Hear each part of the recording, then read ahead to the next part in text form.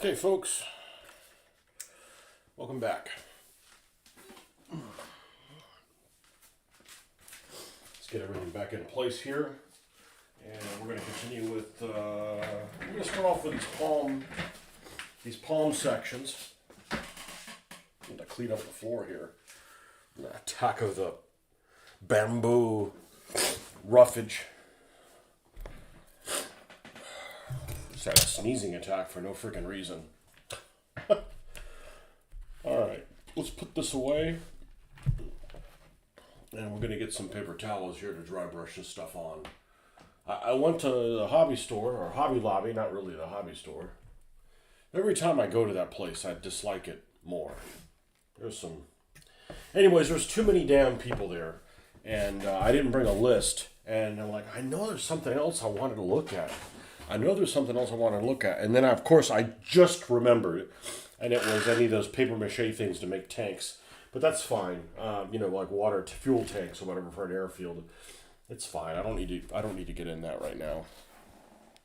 But I did want to look at it, to see what the options were. What did I do? Get rid of something to paint on. Let's see if I've got another piece here. I probably do. Man, it's not like my house is dusty or anything. Alright, and some pieces of paper towel. I did remember to get more of the paint. Let's see if I did get the correct. And I returned my hose for the airbrush. Let's see. Americana dark chocolate. Yep, that's the right one. Okay, good. Okay, that's the one that's the base color for the palm thing. And I decided to go ahead and get more. I already had one bag of this with the dark green lichen. This is pretty good value. This is $9, and this is a pretty good amount. So I already had one of these, so I picked up another one and a lighter one. It looks neon under this light, but we'll have 2-to-1 of this. That's all we got.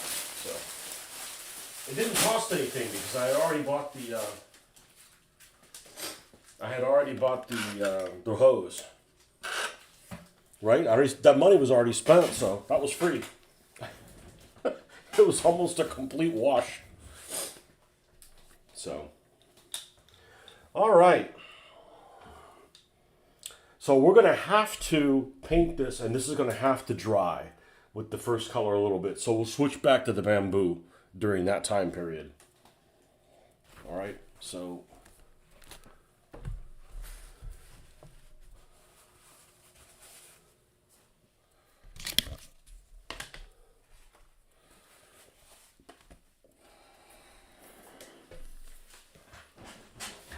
grab a brush that's, yeah, these have been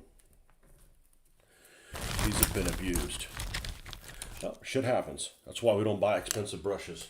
Actually, I kind of need to go through some of them. I have too many. Half-ass used brushes. We'll use this one right here. This one should be good. We're going to do a wet dry brush. I think some people call it an overbrush. I just call it a wet dry brush.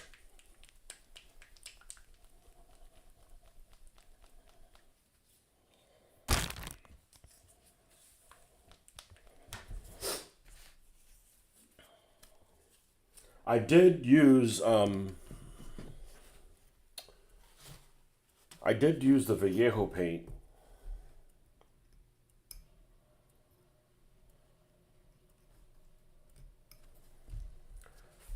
As the primer for this, because I gotta find a use for it, as I really don't care for it anymore. Will you need paddy fields? Yes, but not right now, because you don't want paddy fields near an airfield. That would be bad. That'd be a bad combination. But yeah, eventually. But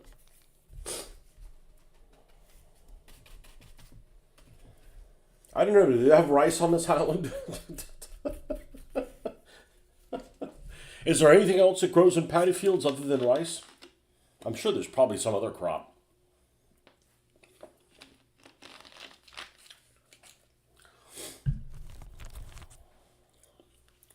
You can have whatever products you want get made on this island.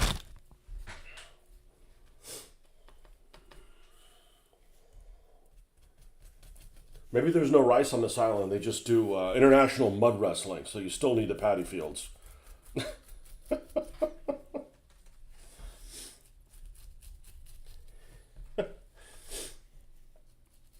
Now, what else grows in paddy fields? Rice?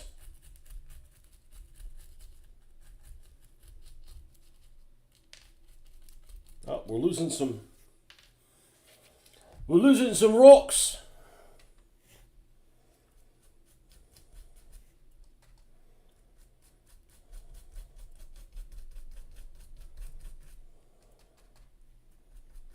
Man, I got a lot of stuff done yesterday, and I didn't get a lot of stuff done yesterday. Yeah, screwed around. I ended up playing online for over 3 hours with a friend of mine. That was fun. That was good. Got our ass beat in a lot of things. Played some tanks. It's funny because, man, the tanks are hard. I went from like not being good at the planes to be like, oh, we're doing planes? Awesome. I'm the best at the planes. I don't know.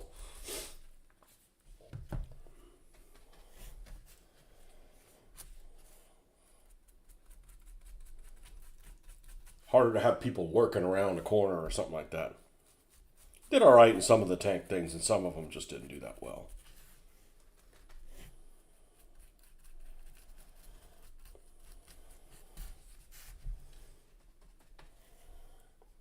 Didn't get a chance to play enlisted though to look at some of the Pacific terrain, but which is just fine. We need to work on the stuff that we have here. We don't need to like.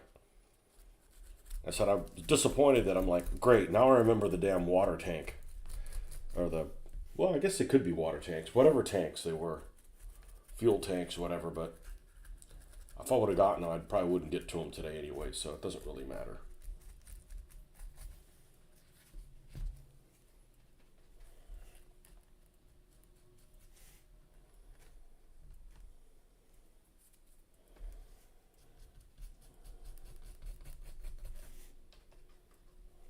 Yeah, eventually we'll need some kind of paddy fields. I'm not too worried about that. Those are relatively easy to do compared to bamboo. Relatively quick to do compared to the bamboo.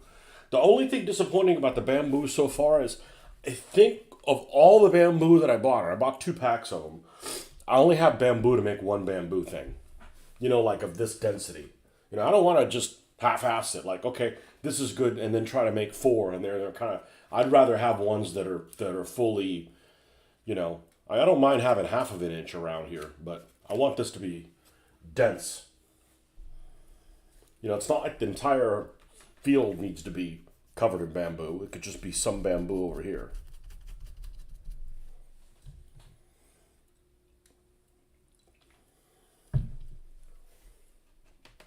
That I took a lot of pictures of that video with Joe Bilton of the terrain. You know, when he was doing the interview, there was a lot of still shots of his terrain, and one of the terrains, which happens to be the Pacific, had these in between all the jungle pieces, had these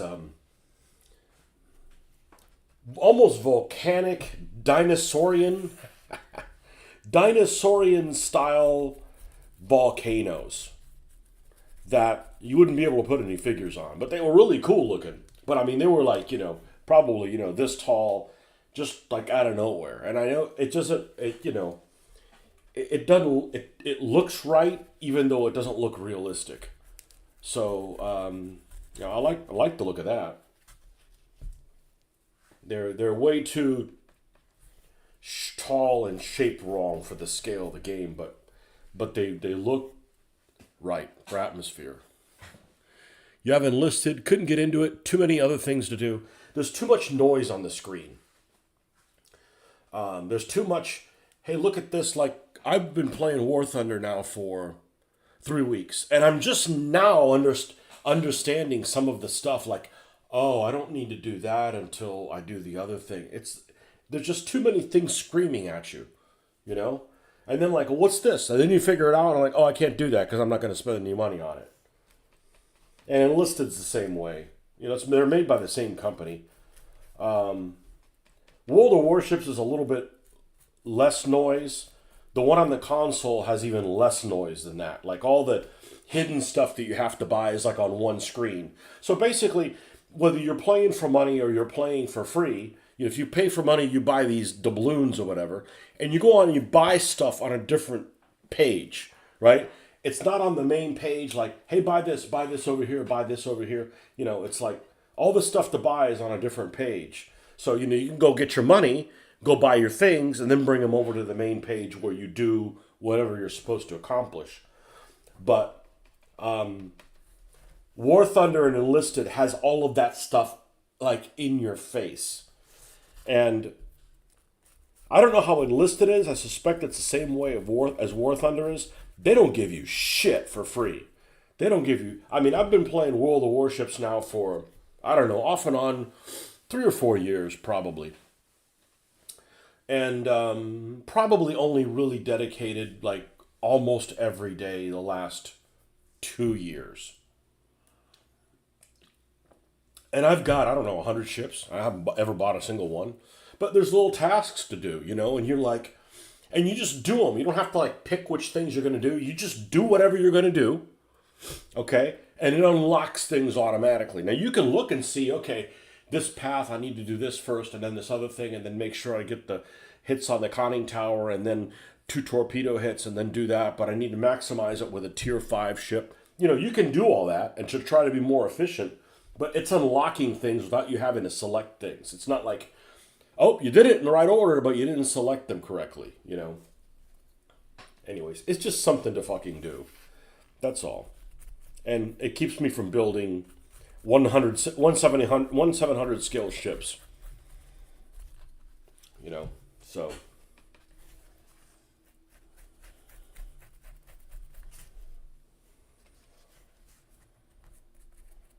The Enlisted takes, I think, too long to get into a game. Like, okay, I'm ready to play. Oh, well, it's going to be a bit. Like, come on, man. Time's a wasting.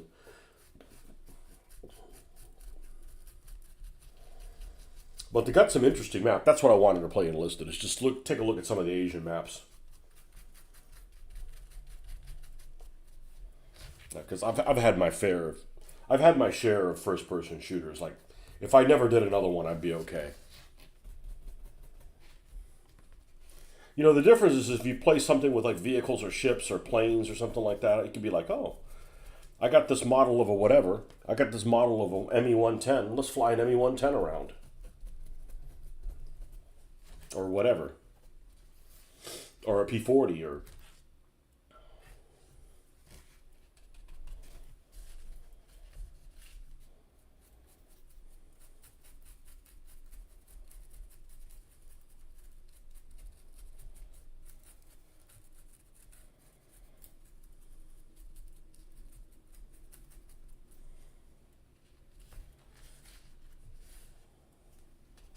But it's fun playing those games with somebody who's a World War II nerd like I am when it comes to vehicles and stuff like that.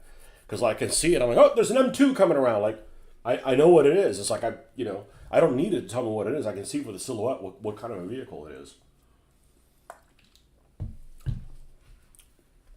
And you can see where your buddies are on the map. And I'm on the phone with them. Like, literally, I'm on a phone call. So, like, I can't listen through the speaker. I wouldn't hear well. There's too much other noise in there. And like, he was engaging somebody. I went around and shot him in the ass. We're fighting in cities. It's cool. It's cool to be able to do that.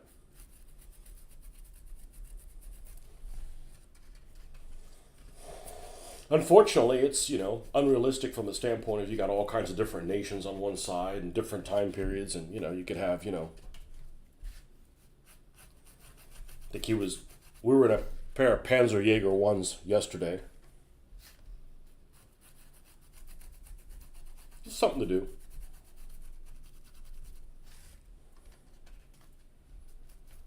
Still doesn't fix this. It still doesn't take care of the creative.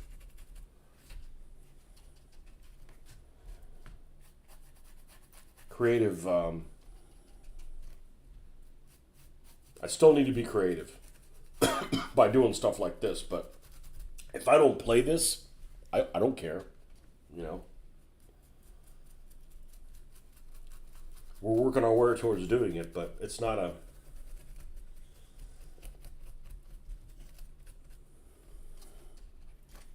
It's not an end. It's not a means to an end.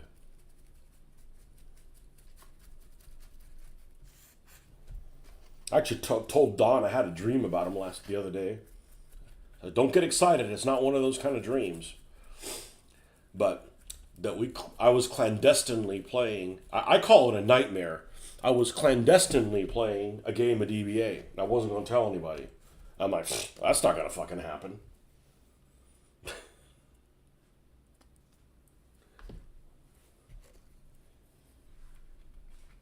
Like, come on, you can play a little bit. I said, I can't. I said I wasn't gonna play a game, and I'm a person of my word. I may be the only one left that's a person of their word. But when I say I'm not gonna do something, by God, I'm not gonna do it.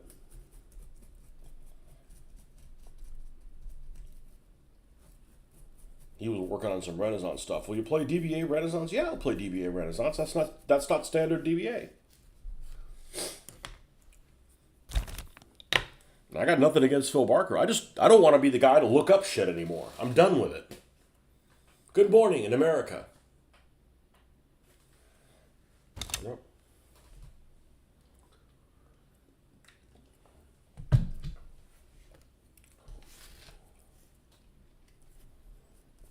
Yeah, you don't have time for everything, so. I have to have somebody mow lawn. If I mowed the lawn, man, I wouldn't get any of this painting done. Especially now that the lawn would take 4 times longer to do than the previous lawn. I ain't got time for that.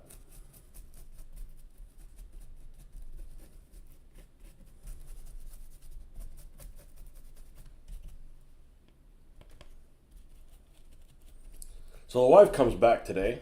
I think it's relatively late, so I still have some freedom left.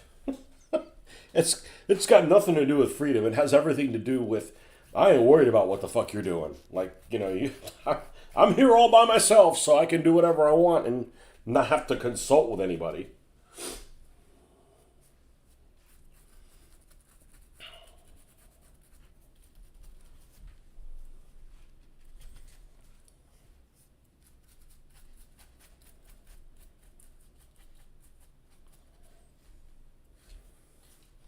It seemed like a long weekend, so that's good.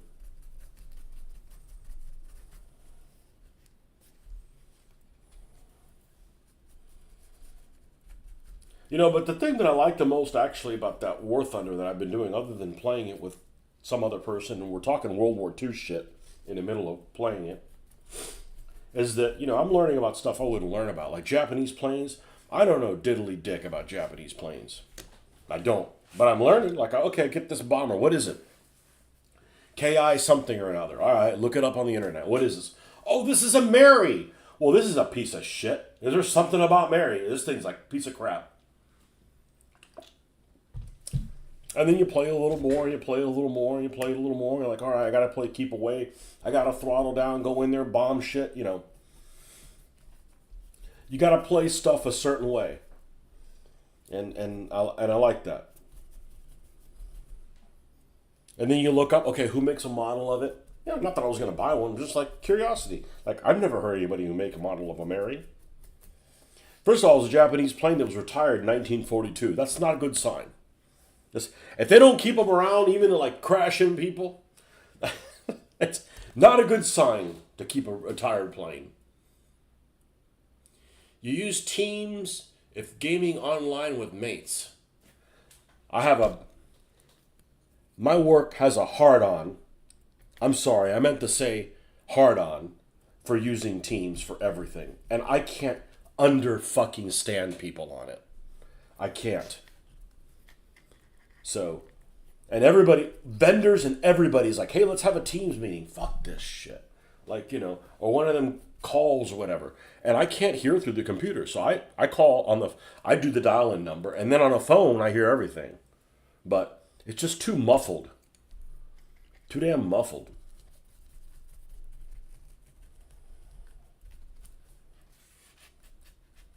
So yeah, what I'm doing now is I call Don on the phone. I put my earbuds in, right on the phone, so one of those earbuds, and you can talk to it, and somehow he can hear me. And then the sound of the game comes through the headphones, which I put over the earbuds, and it's perfect. It's I can hear him perfectly. I can turn down the volume of the game as needed. It doesn't need to be that loud. I need to hear him well, and it works really well. So,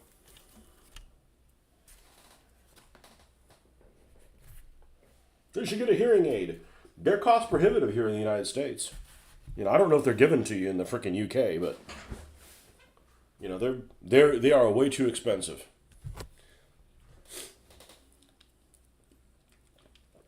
And it's not like I can't hear. People just need to enunciate. I'm not spending multiple $1,000s for hearing aid just because you mumble, pal.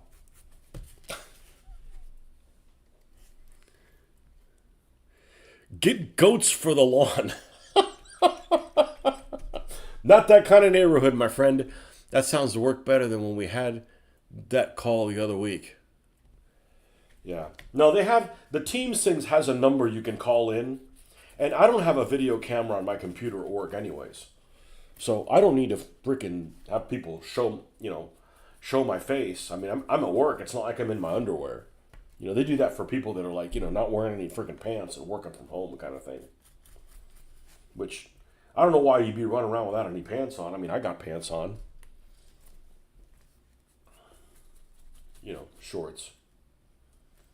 Or whatever the hell you call pants in the UK. So we got this conference room. This is the last thing I'm going to talk about work. We have this conference room that has this big TV where they like to call people on, right? They got a video camera. They got all of us in the conference room. It's a TV with the speakers it's basically a flat screen that's really big. I mean, it's not as big as the TVs that I have in this house, but it's big. But the speakers that are built in are on the back side of the TV. And the TV is about this far from the back wall. So not only is the sound traveling away from you, but it's reflecting off the wall, which garbles it. I don't know what the fuck I don't know what the fuck they're saying. So yeah, I'd rather take it from my own personal computer, and I can call on the phone, and I can listen to it through my head, and then I understand everything. It's like the difference between I'm watching a TV program, right? And you don't put on subtitles. I'm missing 10%, maybe more than 10% of what people are saying. I put on subtitles, I don't miss anything. And nobody in my family has to listen to me say, what did they say again? Like that, I can just shut the fuck up about that, right? Because I pick everything up. So we just watch everything with subtitles.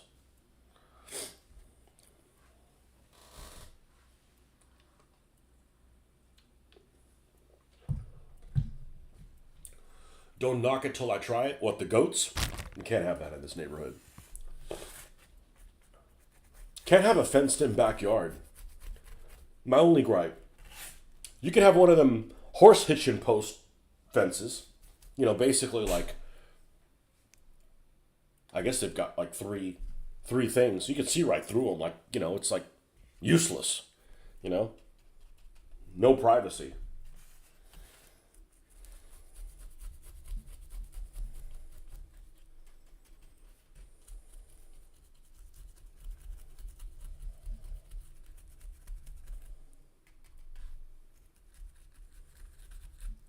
Goats leave goat shit. I used to know some people, you go visit them, they had goats. And then I'd be worried about them standing on your fucking car. Because a goat is like little man complex animal, right? So it's gonna climb on anything to make itself taller. Actually, coincidentally, in the backyard on the back patio, the same thing happens with the furniture out there. We've got like a little table and four chairs that like outside, lounge type thing. Anytime you look out the window, guaranteed, if it's in the daylight, I don't know what happens at night, but in the daylight, there's always a lizard. Little lizards that are this big that eat bugs or whatever. They're cute, whatever you guys call them, if you have those sorts of things there. Little lizards, always on the furniture. Doing their little mating neck thing, guaranteed every time. They must have little man complex. They're 1 centimeter off the ground. They find somewhere like they can see where all their bitches are at. Guaranteed they're always on there. You open it, there's one at the very top of a chair, like looking around.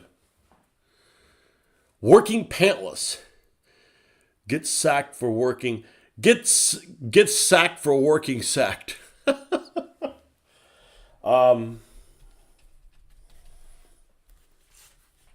I guess I could run around in my underwear. I mean, gotta wear underwear though. Just not wearing any clothes. That's just, you could sit on. It's just there's nothing good that comes from that.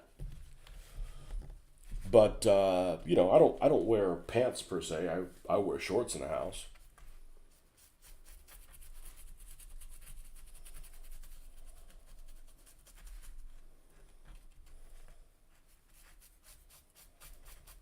I frequently have to get on the phone to order my medicine. Order my medication. and every 3 months or whatever that it gets renewed. And I get asked always a litany of questions, which they have to ask for. Have your conditions improved? All this kind of stuff, And sometimes I get on the phone and it'll be like, "Oh, yeah, somebody think I might." What? Like, speak the hell up, man. I hate this. You call like the state. Anything that has to do with calling the state for if something you got to do like a tag renewal or something like that, guaranteed you're going to get somebody with like negative motivation that mumbles and you can't understand. It's like, man, enunciate.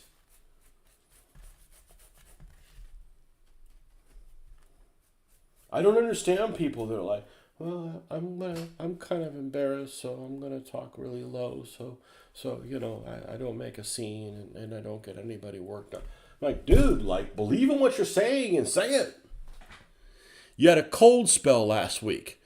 I had my under desk heater on. Oh, screw you. Tomorrow's supposed to be nice and warm though. A heater? Man, what do you weigh? What do you weigh? 8 stone? Come on, man. We're too insulated for heaters. I'm hot right now thinking about it. And it's 71 in the house. It'd be even colder if it was affordable. And you'll freeze the unit outside too. That's why in the wintertime, I don't run the heater. I've seen it as cold as 53 degrees inside the house without a window ever being cracked open. Perfect. You know how much you got to pay for that? You can't pay for it.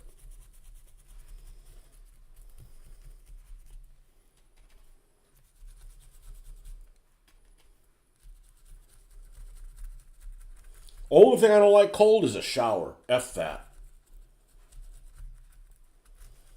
It's funny because we know these people that absolutely hate the air conditioning, but like going swimming in their pool when it's freezing cold. I'm like, nope. Opposite right here.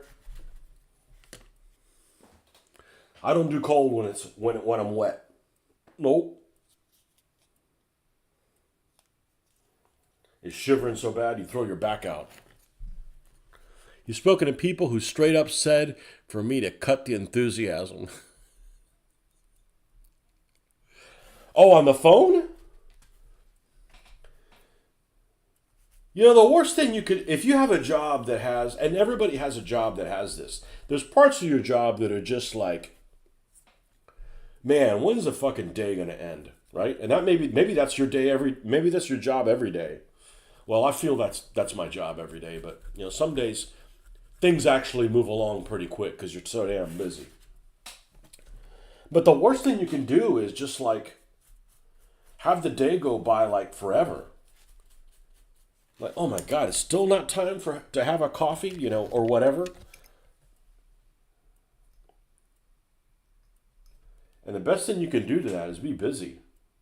Not just like, well, let me just take it slow or whatever. It's like, geez, man.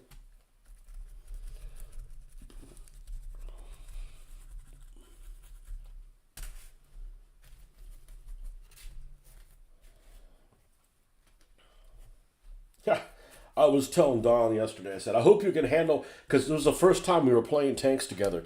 And I get fucking excited, because there's some exciting things that happen, you know?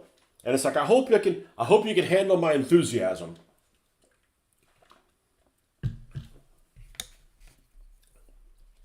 And I don't like to play games with people that are just like, ho hum, low key. I mean, I don't get excited about everything, but there's things that are, you need to get excited about.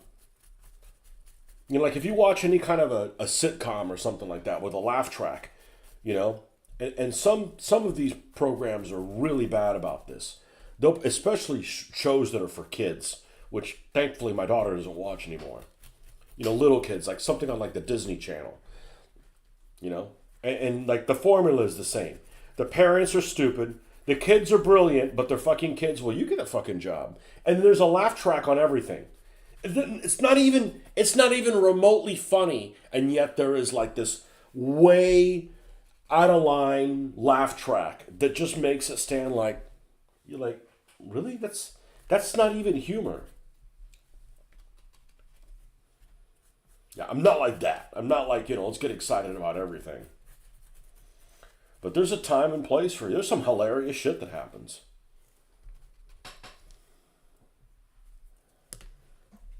I wore a couple of Panzer Jaeger 1s yesterday. And this Panzer 3, that's what I hate about the game, is that you have to fight your own people or whatever. It's just dumb. But anyways, it's a game. So I wore a couple of Panzer 1s in this arid Greek-looking place or whatever. Kind of covering each other. We're, I don't know, 20 meters from each other.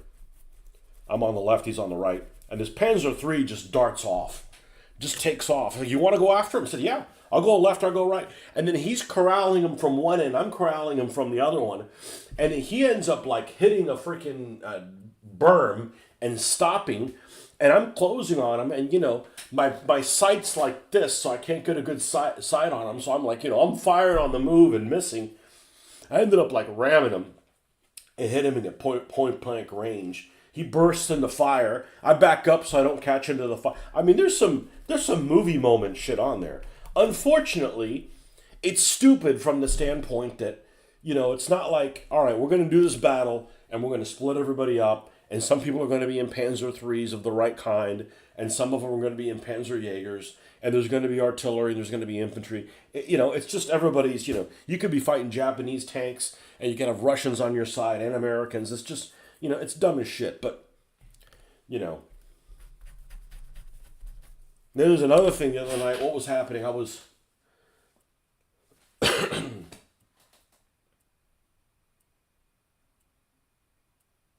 I brought this guy down. We're on an airfield, and I'm in some Russian biplane that has bombs on it. And I brought this guy down and shot him down, and he wasn't dead yet. And I flew over him and dropped bombs on him. Like something happened like that. It was just really, really funny. Just something out of nowhere. Just movie moment shit.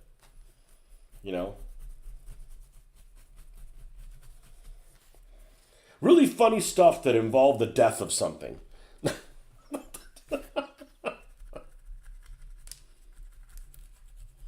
And I mean, it's really fast paced. It can be. It's not all fast paced all the time.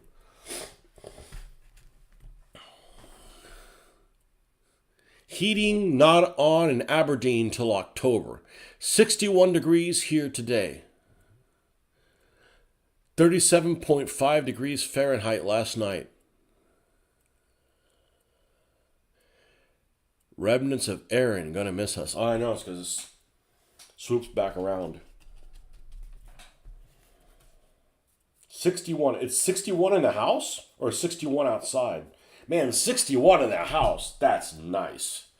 That sign me up. I'd wear shorts in that shit. I generate a lot of heat. Especially if that door is closed. It doesn't make much of a difference. It's just kind of like a barn door, but it doesn't make much. You don't think it makes much of a difference, but it does.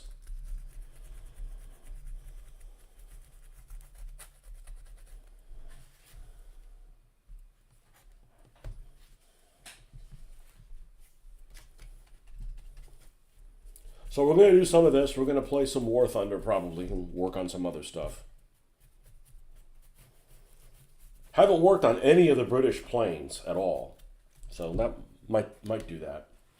Of course, you start off with a Fury, I think, which is a really good looking plane. It just has a pair of 30 cal machine guns. Like, okay. I thought I got the Nate for the Japanese. The Japanese have some shit aircraft.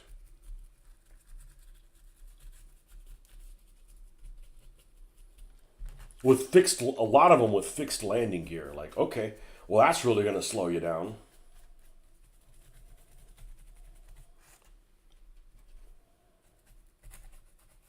Grinding to get an Oscar. At least it's faster. Still armed like a wimp. But that's the whole point. You play crappy stuff, and then when you get something that isn't crappy, you really like, man, 450 caliber machine guns is a badass. I said it is if you're running around with like 130 cal or like 230 cals.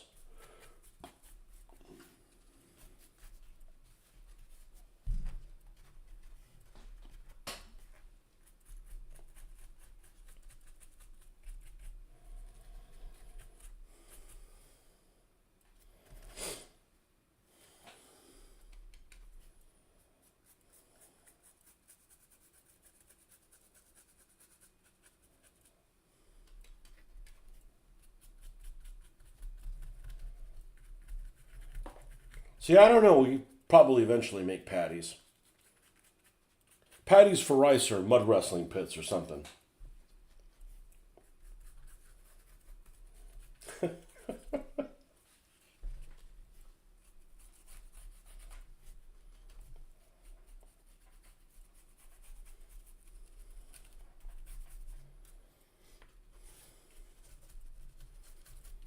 You know, one thing that I thought was pretty cool, and this is actually something that, if the game wasn't so linear, I'd actually fire it up. I ended up getting, I think it was one of those free giveaways on the Xbox, was the original Tomb Raider. I don't mean the original Tomb Raider, but the original Tomb Raider that they did for the Xbox. The redo that they did, I don't know, 2010 or something like that, 11, 12, something like that. I think it's called Rise of the Tomb Raider or whatever. So the plot is you're stuck on this Japanese island that used to be a World War II facility. And there's always storms. Like, they can't find where this island is because there's always storms. And, okay, spoiler alert, the game's been out for 20 fucking years or something. I'm gonna spoil the game for you while I get another coat. There's some kind of pre-Yamato cult that had their civilization that had their base there, and there was some occult stuff that happened there, and the island was cursed. And the Japanese put a... So you're walking around this abandoned island with, wildlife, and there's Japanese installations that are like, they're there, but they're not functioning. You're from World War II. So it's really cool. But the game is extremely linear. So it'd be like hard to like, all right, let me go over to this bunker and see how they did the bunkers in there.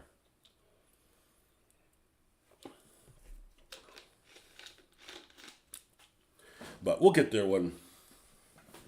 But I do have that. I do have that somewhere.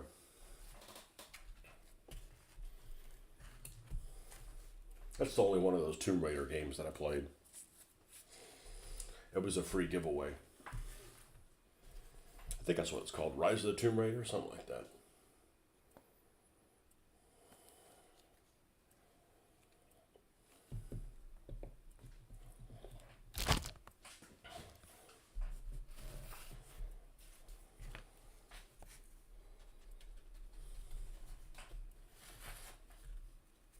Forgot what the name of the island is or whatever. But there's a lot of Japanese installations on that thing. Naval guns, and none of them are working, of course. And it's all set, in modern times, so it's all 60, 70 years old.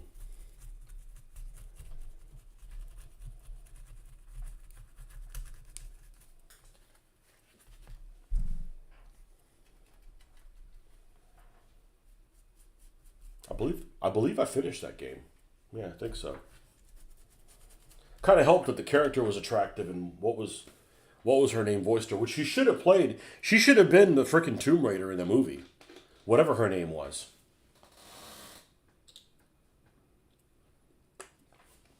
Redhead British girl.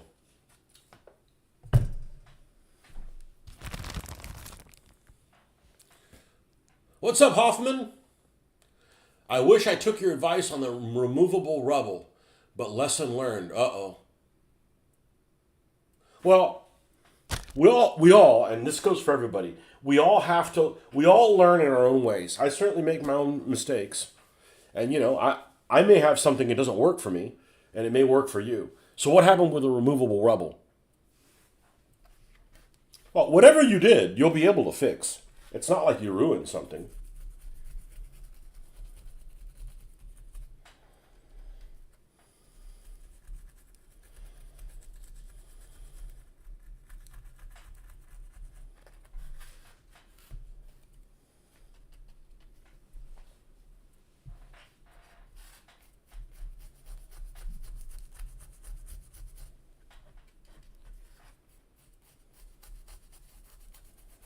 But I probably will do.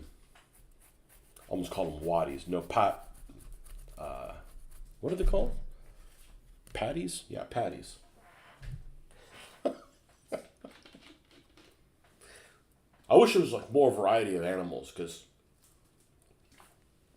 I wouldn't mind painting some water buffaloes or something. The water buffaloes are cute looking. The ones with the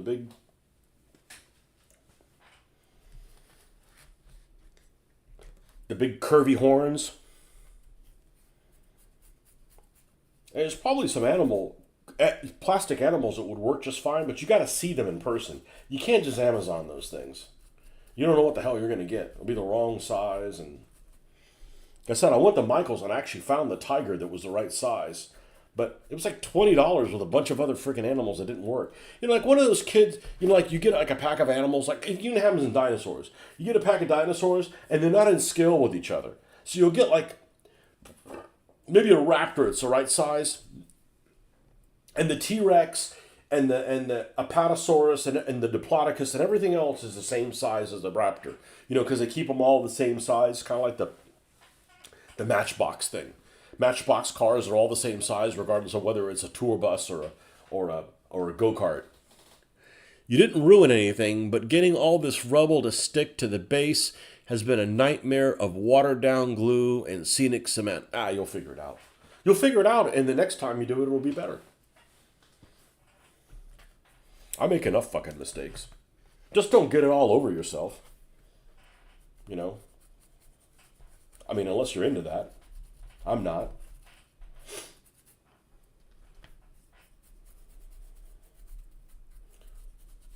So I was airbrushing yesterday evening because I wanted to get this done.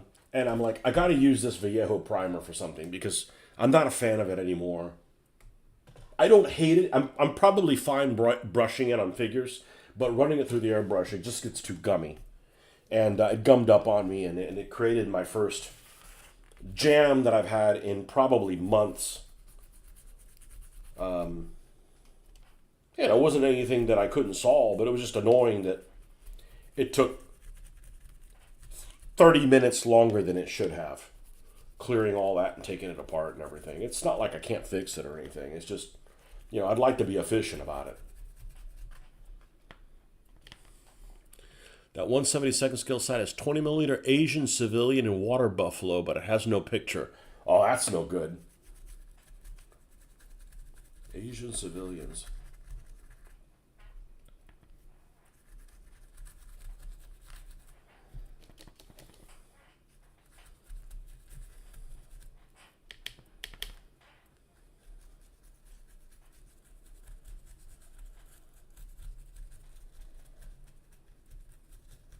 Well, if it was like a Japanese home island, I don't think you get a lot of cooperation from the civilians.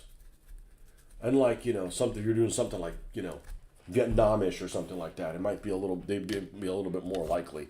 There's a lot of this. I'm sure there's a lot of civilians that helped them in World War II, but man, the Japanese brainwashed a lot of people. Like those guys. What was it, Okinawa, where they all just like jump off the cliff and shit like that? Like, man, you got to be hardcore to throw your kid off a cliff. That's some hardcore shit right there. And what doesn't make sense to me is like, especially with like the Japanese. The Japanese treated their own people terribly. You know, like, if you're being treated, decently by your own country, and they brainwash you into thinking the invader is the Antichrist, you know, it makes a little bit more sense that maybe you would be like, I'm not going to negotiate with those guys at all. But if you like get treated like crap by your own country and you haven't done anything wrong, like, man, I'm switching sides. That's why I always say, it's like, man, the Germans really dropped the ball. I mean, it's a good thing that they dropped the ball because, we don't want the Third Reich winning. But the Germans really dropped the ball in Russia because, man, they could have treated the Russians badly. All they had to do was just be a lot better than the communists. Nope. It screwed that pooch. Good thing, but, I mean, not a good thing for those people, but. And some people still help. Some of them still help the Germans. Probably for a mixture of different reasons. But. Yeah, the Japanese soldiers were treated terrible by their own officers. Like.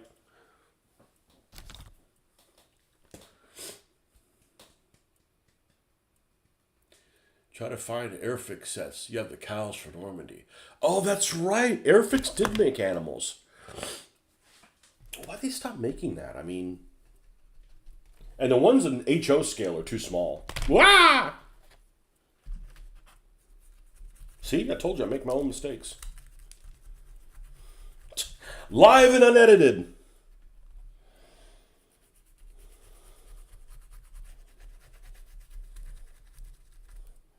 So yeah, I went to Hobby Lobby and then didn't bring my list. I brought a list of things I had to do in town, but they were basically, return the hose at Hobby Lobby and the stuff that I needed to get at the grocery store, right? And I made it sound like I live in a town that doesn't have a grocery store, but on my way out, I just want to stay home this weekend and enjoy the mortgage, as I like to call it. And I didn't look at those fuel tanks, so I totally forgot. And I got the Hobby Lobby, and it is just full of just, I don't want to say dumpy people, but I just felt like it was full of people that just didn't belong there. Like, what are you doing in a craft store? Like, you got no artist skills. Get out of my way,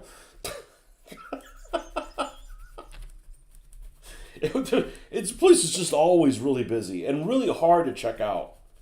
And then the lady in the front desk was like arguing with me. I don't think this hose is from here. I'm like, well, I bought it from here 2 weeks ago, and it's on the fucking receipt that says your fucking name here. I didn't want my money back. I just wanted to get something else for it. Anyway, so the redneck bitch calmed down, got a manager. Yeah, we have that here. Like, no shit, I was here fucking 2 weeks ago.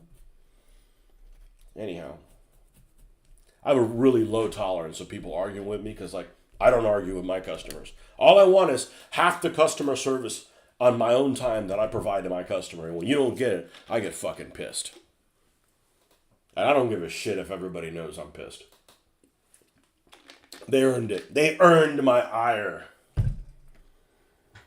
That's why I let my wife do all the customer service calls. It's not like I went and used something and like the fitting didn't fucking work. You know, I got a shitty a shitty airbrush compressor. Which, man, every time I use it, that thing is smoking hot. One of these days it's going to burn up, and I guess I'll have to get another one at that point. But we'll get one that's a little bit more silent. I know that's going to be really hard to find, considering that one can, you can't hear a jet engine over the sound of it, just about. Yeah, I forgot that Airfix did all that funky stuff, right? Like Romans and things like that. It's funny, when I was doing DVA, you'd get this occasional post. Hey, I'm doing DVA, but I'm trying to save money. I want to use plastic figures that are from Airfix or Eschi or whatever. And you're like, and this going to look like crap, And now we're like, yeah, plastic figures are cool. But, plastic figures as a general rule look realistic. Our miniatures don't. Even the AB ones, which are probably the most realistic looking figures out there for 20 mil, aren't necessarily 100% realistic. Now, I'm okay with that. I like the fact that they look heroic a little bit, They still had 150,000 Russians and Ukrainians fighting for the Soviets. Yep. Well, I won't build like Polish liberation stuff. If I got Poles, they're fighting with the Brits. Right? I got nothing against Poles. I would be fine doing 39 Poles. I would be fine doing Poles that fight alongside Britain. I ain't doing Soviet Poles. Fuck that. They're just gonna, they're just gonna screw them in a few months.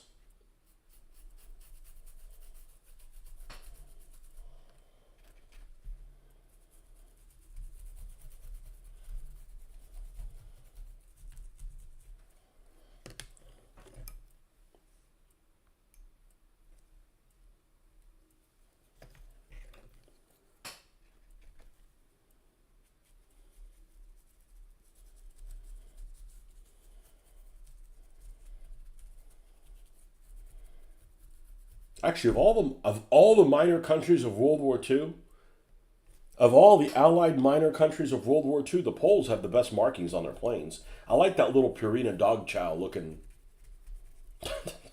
The Purina dog chow's five red and white things like tic-tac-toe, but not. But the Polish one's 4. But it looks good. I like that little red and white thing.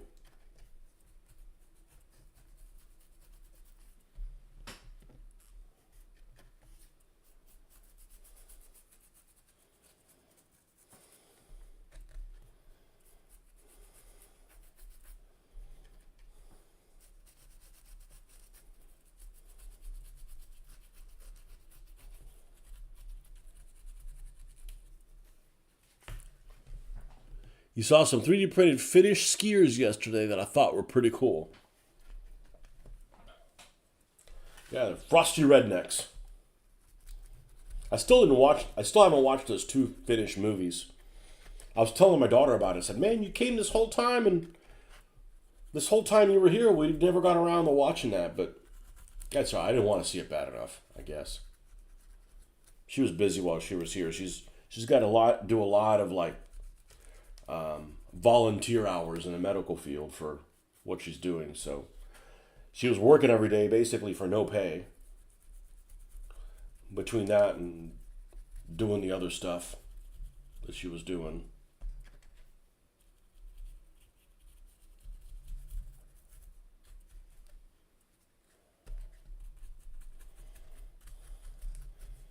Did watch some TV, but we just watched it as a family. Watch a war movie. My wife's got to go check out and go do something else. She can't. She didn't have the stomach for it. She doesn't have the stomach for an action movie either.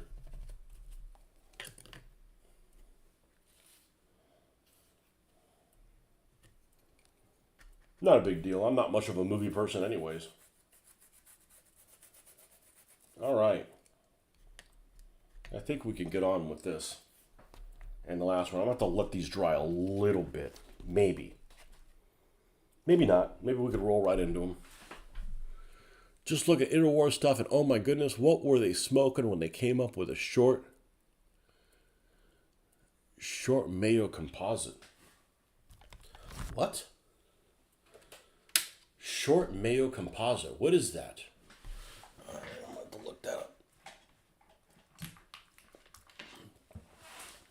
Everybody's smoking a lot of stuff now. Nothing makes sense. Short Mayo composite. Oh, by the way, I'm on level 85 with cards.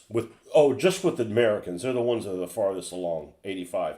I was playing a game this morning. That's what I do. I play one every morning while I have breakfast. And it's the longest game that I've played. I'm saying this because I know Hoffman's on. And I'm having a really good game. This guy is not playing one of these cheater decks. He's also playing Americans.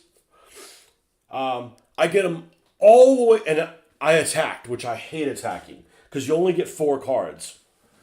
And you can't play any of them, and you're a deficiency anyways. So I got to the point where I have the same amount of cards as him. I've got the momentum, and basically whittle him down to nothing. He has no troops. He has 7 health on his headquarters, and he's got like 3 cards or something. Then he drops this thing where he gets as many cards as I do, still doesn't have any troops, drops a nuke on me, eliminates all my people, so I have no troops, and my headquarters goes down 6, which my headquarters was pretty healthy. It was in the high 20s anyways. So then I all right, well, I don't have very many cards, so let me throw a couple of these guys on here, get a couple of retributions. I fuck up and play it wrong, like I don't maximize how many cards I get. I make a human error. I make them all the time. He drops another nuke on me. He had built up 2 freaking nukes. And I basically have like no cards left in my hand. And but his headquarters is down to like 2. So I'm like, all right, all I gotta do is like get a bomber or something like that, and I can get this guy. And I'm down on the wire. I think I'm going to be able to pull it out. And then he quits. He quits at the end, and this was after like 17-minute game, 15-minute game. It was a long game. It was a good game. He just decided to quit when I don't know that he had me, but he spent a lot of time combating me just to quit. Oh, that's what it is. I had 2 cards left. They were both 2 cards that you could make extra retributions, and I had nothing in my deck. So we had burned through my entire deck. He was out of cards too in his deck too. But he had like a tiger tank and some other tank or something like that. His headquarters was down to 2. My headquarters was in the 20s. And if I didn't do anything with... I had those 2 cards to play. He just decided to quit when he had me on the rails. I'm like... I think he had a 50-50 chance of winning. I think it was a good battle. But I'm like, why'd this guy... Well, that's good, because I need to work my way up to... I need to get like 2 more wins without any losses, that I can get back into the next tier and get 2 packs free. Anyhow, it's something to do, but it was a good game. But he dropped 2 nukes on me. Did I accept my new account's friend request? No, I didn't. I never got a notification for it, but I'll look for it now. A lot of these things, if you don't go to a specific location, you won't even notice that somebody has sent you a request. Let's just do it now. And there's a thing in the office through Paycom. It's the same way. I'll have one of my employees that say, "Hey, I submitted a something for reimbursement." Like, I didn't see it. I don't go in the place. Like, look, there's nothing here. There's nothing here. But I bet if I press this person here, see, there it is, hidden under requests. But had I not gone to that screen, which has the little man there, but there's no little dot or anything over the little man saying, "Hey, there's something here for you. You know, you have mail." So now we will accept it. Hoffman Samatobin. Who is not 193.94? Ching Chang Chung number 50. No, I'm not going to accept you. You use a real name. Okay. All right, we should be good. Yeah, it's something to do. Like I said, I find the art motivating. All right, now what's this Mayo something? Short Mayo composite.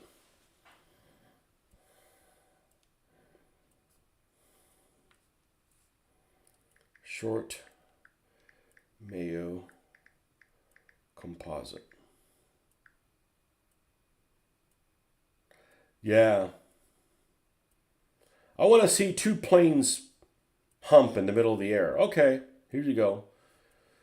I know this sounds weird, but it actually doesn't look that attractive, that unattractive. But it is a lot of propellers. Well, first of all, neither one of the two planes is unattractive in and of itself.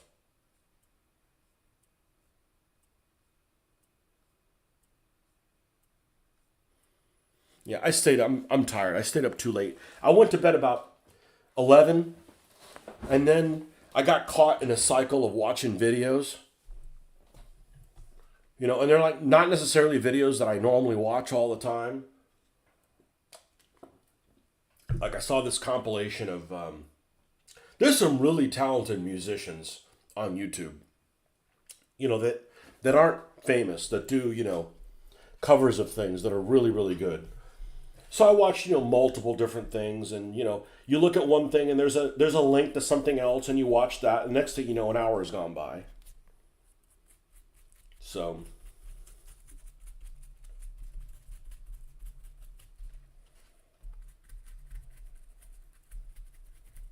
yeah, there's some videos that are just like, man, this is exhausting. There was a what was it? There was a couple of girls that did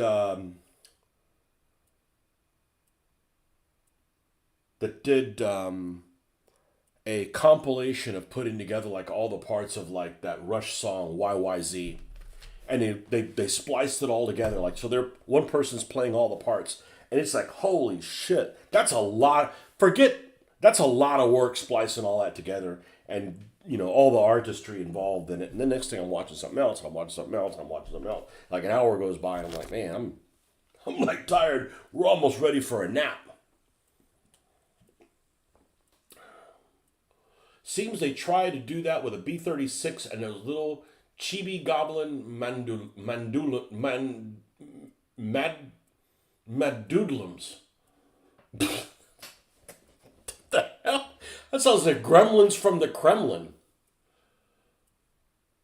B-36 is, in my opinion, a horrifically ugly plane. I just don't like them. I just don't like a B-36. I got a good channel for you when you start paying your Japanese. The guy is named Hattori Han, and he's Japanese World War II reenactor, and he has some good videos for uniform colors. Send me a link, because I haven't started painting it yet. Or wait a couple weeks. Yeah, we got to get I think I'm going about this correctly. Like, we're going to make the terrain look so fucking good that I can't wait to paint Japanese. And I mean, we'll put Marines too, but it's, I don't have any Japanese.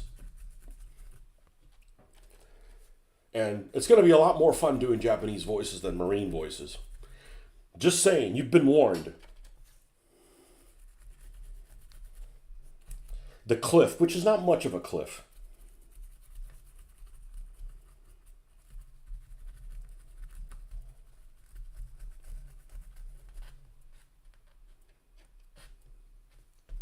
All these little vines and stuff here, which is really just hot glue gun stretchings, which actually don't look that far out of place, but you just got to paint them like vines.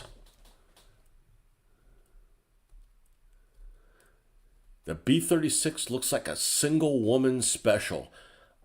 I think we just lost something in translation. The what? I don't know. The propeller's being faced the wrong way.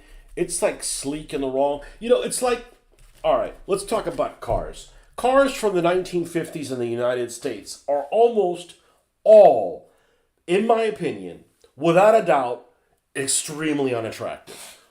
All cars. There might be one out there that might not be that bad. All cars from the 1950s, really unattractive.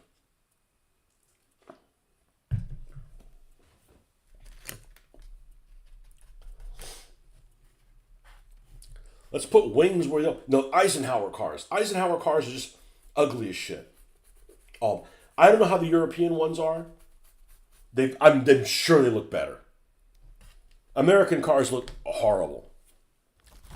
My opinion. I think Korean jets look horrible.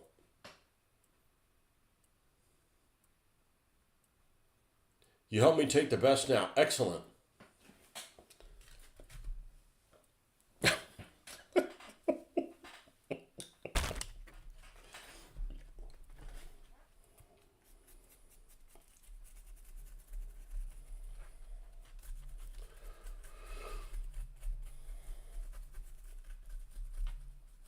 I like aircraft based on what they look like, regardless of their performance. Like, I've always liked the MiG-23. I know, a MiG-23 is a piece of shit.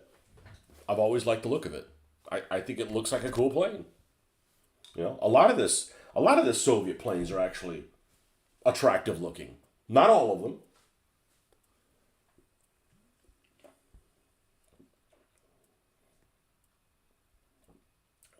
Yeah, I can see the correlation between a B-26 and, like, say, a B-26 is looks kind of like the same way. What's that pre-war British tank, that TOG or something like that? That's just elongated, yeah. Single woman special. All right, I see which it is. Talking about that paint shaker again, huh?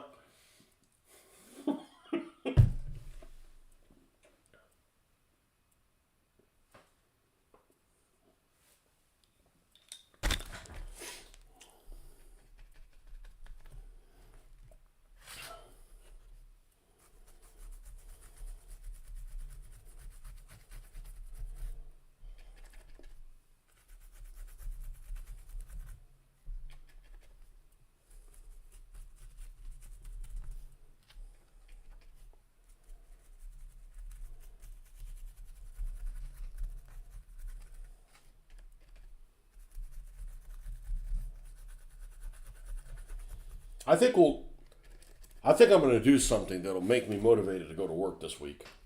I think I'm going to look through the trash at work. Huh? No, there's a lot of styrofoam, like I said, that gets rid of it. I'll probably get a couple of pieces that maybe we can work with a bunker or something like that with. I mean, they don't have to be very big, you know. I mean, it's the stuff we're using is pretty small, but I mean, they go through a lot of. They put a lot of styrofoam that that gets not used. Let's put it that way. Or, you know, it's a lot. It is a lot, and it's a lot for my stuff. It's like, you know, like this. This is a relatively big piece of something, and it's tiny when it comes back to, you know, styrofoam or something like that. You know.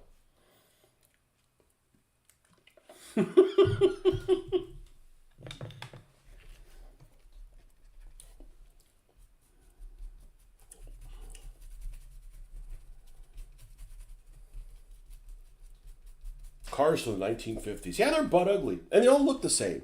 57 Chevy, ugly as shit. Whatever Ford was making equivalent, I'm sure was ugly as crap. 60s, you start getting some cars in the 60s that look good.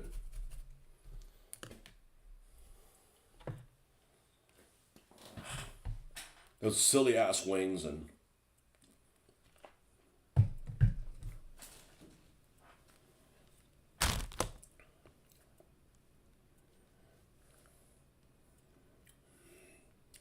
cars from 1950s. And I'm going to do some cars at some point.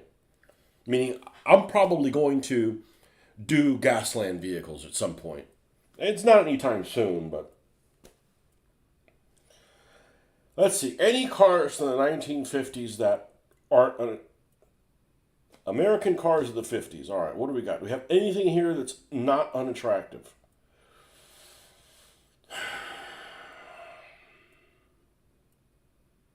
God, they're fucking ugly.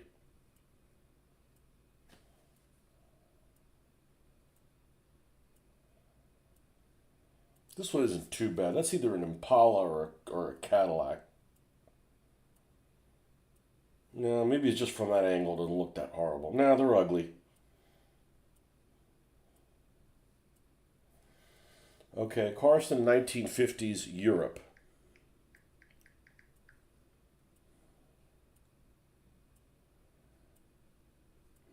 We got some better looking cars in Europe, that's for sure.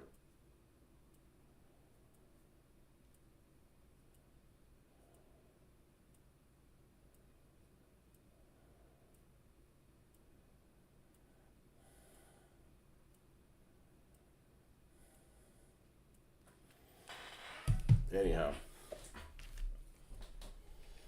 So biplanes. Okay, I've said this before. I'm not a fan of World War One aircraft. I think, with the exception of Albatrossin and maybe something else, all World War One aircraft are unattractive to me. Now, biplanes, there's a lot of World War Two biplanes that are really attractive, but the World War One planes I find are just really, really ugly.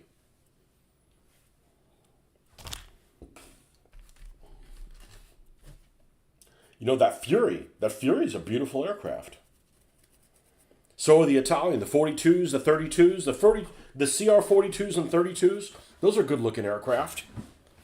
You know, the Japanese have some, that their float plane's not bad looking. The Pete.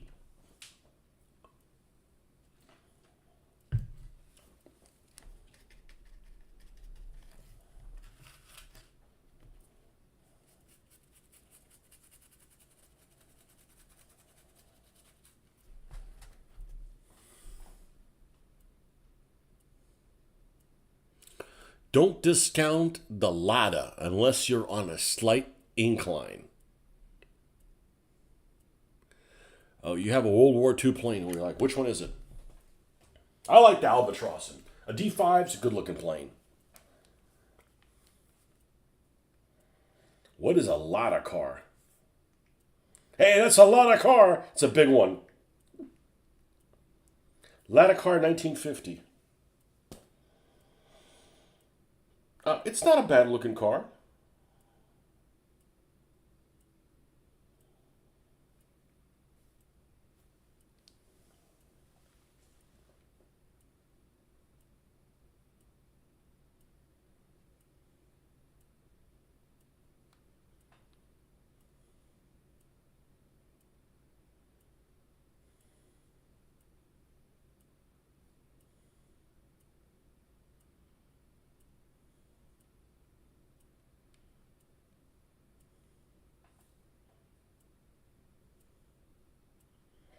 Sorry, I got sidetracked by girls and Lada cars.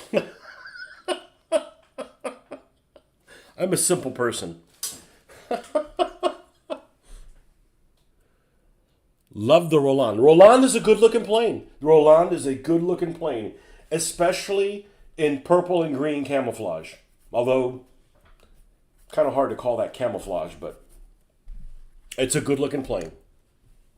It is a good looking plane. And a DH4 doesn't look bad. Brisfit doesn't look too bad.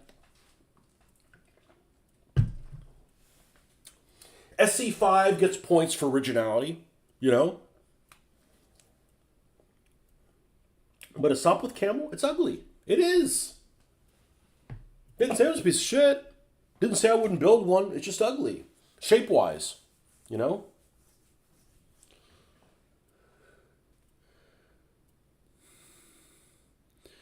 Lada were the cheapo Soviet cars. For some reason, I have the English export manual for one on my bookshelf.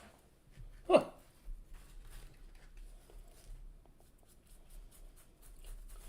You want cheapo Soviet car? Well, it's communist. They don't take any money, right? Isn't that how it works? They're free. They're communal cars. We have those things here. And they have them in several cities here in the United States. I don't know exactly what the name of it is. I'm going to say it's called Lime.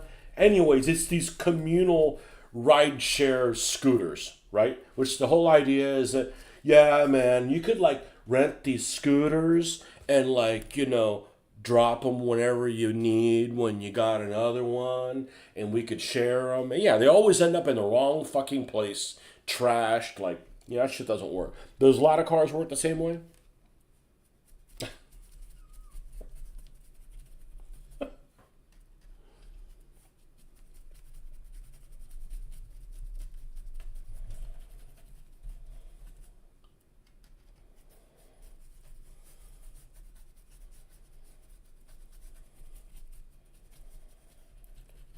I'd say that those Russian cars are a piece of shit, but I don't think a whole lot of American cars.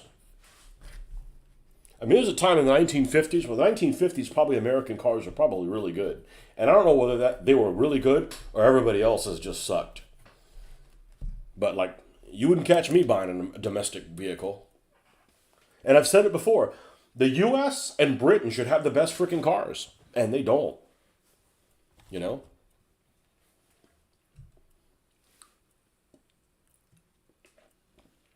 You have those self-driving cars in Texas. We don't want that. They invent the wrong things. I don't want a self-driving car. I enjoy driving. I want some asshole that goes to fucking work for me so I can do this. Can you invent that for me? I don't want a self-driving car. I enjoy driving. And I'm a bit of a control freak, you know? I had a couple scares and accidents when I wasn't driving. I don't like to be the passenger. I want to drive. It's empowering. Now, I know people that actually, I know this one person that actually does not want to drive. No, they're not my age. But they don't want to drive, and I've been told because they're afraid of killing somebody.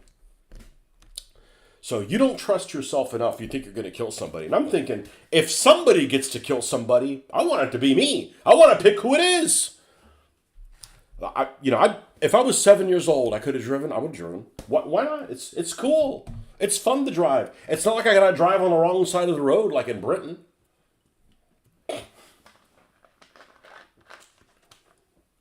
No, I'm never gonna live that down. I'm never gonna forget that about you guys. But hey, that's the only gripe I got about you guys. So that's all right. I don't want a self-driving car, man. I got trust issues.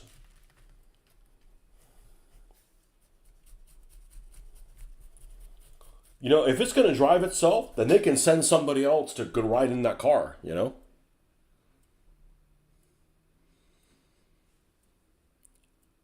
Tony's famous pacifism coming out. Oh, man. Lost in, I don't know what that was in reference to. Probably.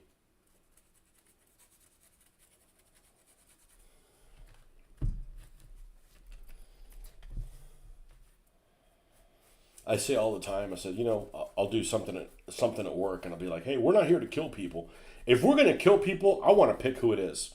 We'll go down our list. I don't even have to write the list down. It's memorized. Everybody has a list. Not just somebody who doesn't deserve it.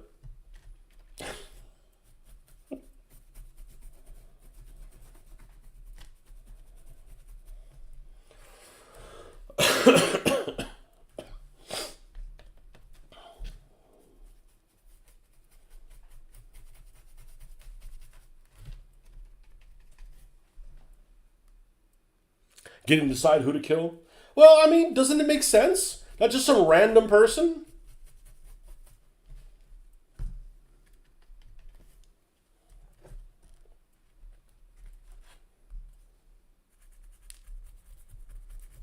So there was this big stink that happened about a week and a half ago here in the United States, involving a tractor trailer. I don't have to say anything else. And Tobin already knows what I'm talking about here in Florida. It's like a huge to-do. It's a huge to-do. About somebody who did an illegal U-turn, and, the video is all on the internet. Look it up. Truck, U-turn, turnpike. They got the in-camera video of this guy doing it. And it's like absurd. Nobody in their right mind, and that's the whole thing, nobody in their right mind would do that. I don't care that he couldn't read the road signs. It has nothing to do with road signs. It has to do with that's just not common sense to do that kind of a maneuver. I don't care but he came from another country. I don't care where he came from. I tell you what, I will take all the illegals. I'd rather have all the illegals in this country that know how to drive than people that drive like that, even if they're legally here. That is a brain dead person. And their reaction of how they reacted when they did what they did is even more absurd. Look it up. It's out of control. Okay? They make a big deal that he's illegal. That's irrelevant. That's irrelevant that he's illegal. The relevancy is that he is mentally incapacitated to be operating a vehicle of any kind. I wouldn't trust that guy to cross the road properly. But anyhow. So yeah, that's talking about people who shouldn't be killed. Like, that's out of control. And they're politicizing it, of course, like everything else. Oh, they gave the guy his license that they shouldn't have, and he's illegal. He shouldn't have been here. It's irrelevant. It's irrelevant. It's irrelevant. I'm not saying that it's good that he's here. I'm just saying that that's irrelevant. Somebody who makes those kind of judgment calls, I don't want them in this country, regardless of where they come from. That is not a sane response. Have you never played a video game before? You cannot make that maneuver. Indian drivers are insane. But see, that doesn't make any sense because I haven't had a lot of interaction with people from that country. But to me, they're really calm. I don't know. Maybe I've just encountered the right people. I love listening to them as long as I understand them because their meter of their voice is extremely relaxing. I don't know. It puts me to sleep, I watched that old Ice Road Trucker India series. I decided Indian roads are probably the most dangerous. Oh, well, it is a third world country. Roads in third world countries are just going to be out of control, period. But I didn't think that demographic, I would think that, of course, we're generalizing everything. I would think that they would be the opposite. Like, they wouldn't make rash decisions and, like, maybe get in trouble because they wouldn't make rash decisions.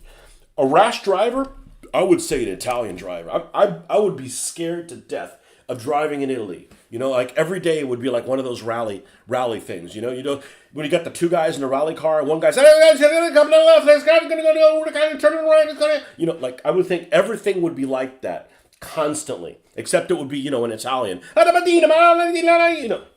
the time. Like I would not want to drive in Italy. You could tell my wife's not here. I would have woken her ass up. What the fuck is going on over there? Hey, I'm just talking with my hands. I'm driving with my hands. But I don't care that guy was here illegal. Anybody that drives like that, I don't want them on the road. I'm sure there's people that drive like that are legally here. They just haven't made that mistake yet. That thing's all over the news. All over the news. And the worst thing about it is his reaction. Like, he wasn't like, oh, fuck. Or like, oh, shit. Or let me fix that. Or like, he's just like, whatever, dude. Like, he gets less reaction than when you play a video game, killing a horde of people. There's this amazing Indian argument video where these two British Indians are screaming at each other with the most random curse words.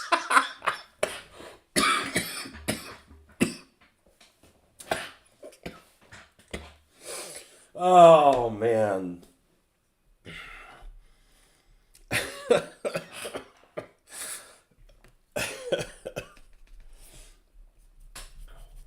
So I haven't had a lot of run-ins with them or really interaction with a lot of people from India because there just aren't a lot of people in this area. Now, the neighborhood next door, I would say probably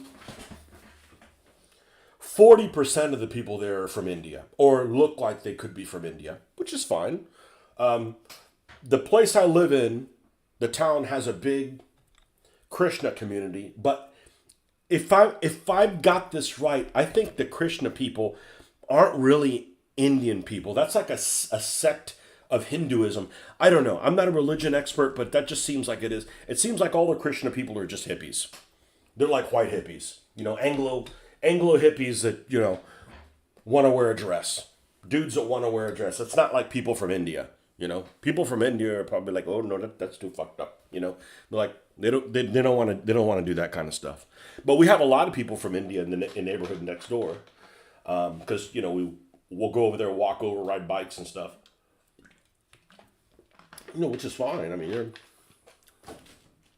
but yeah, like one of the biggest Krishna things is here. So, I see somebody on my road, they're going up, walking down, they're handling their coins, or I guess it's like their rosary beads or something like that. I don't know what it is. I don't know anybody walking down the road saying their rosary. I mean, they can if they want to, but, You need an argument video, screaming at each other. Is it like those nail salon fights? Those Asian nail salon fights? And I'm not talking about with customers. I'm talking about with coworkers. Asian coworkers that are just, these little Vietnamese girls that are just like, get all violent little people.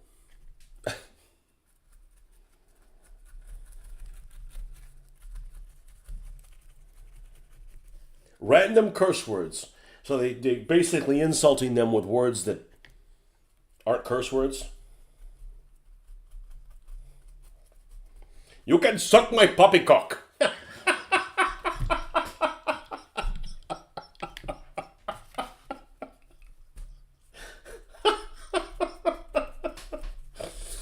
Oh, man.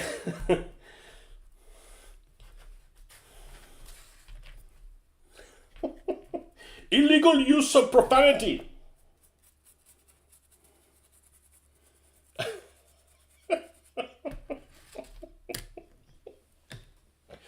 Oh, man. I love listening to that accent. It's relaxing. Send that video. All right, I got to listen to some of this.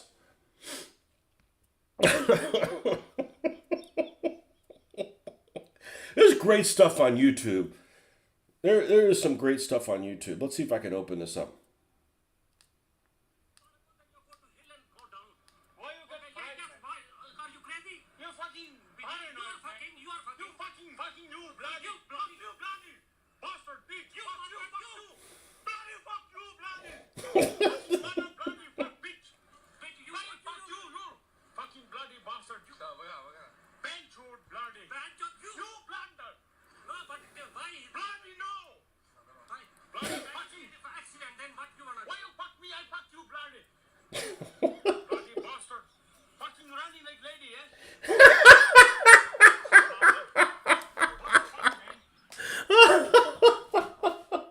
You're fucking running like lady. Oh, man. I love that kind of shit, man. That's just hilarious. That's just hilarious. Oh, man. I guess they had gotten into a turmoil with the accident with the cars or something.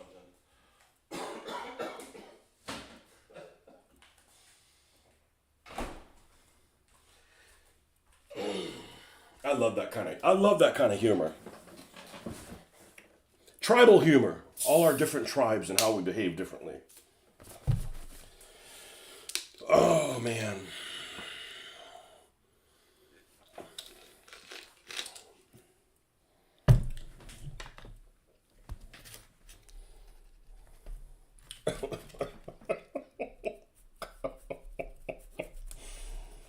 That's some funny shit.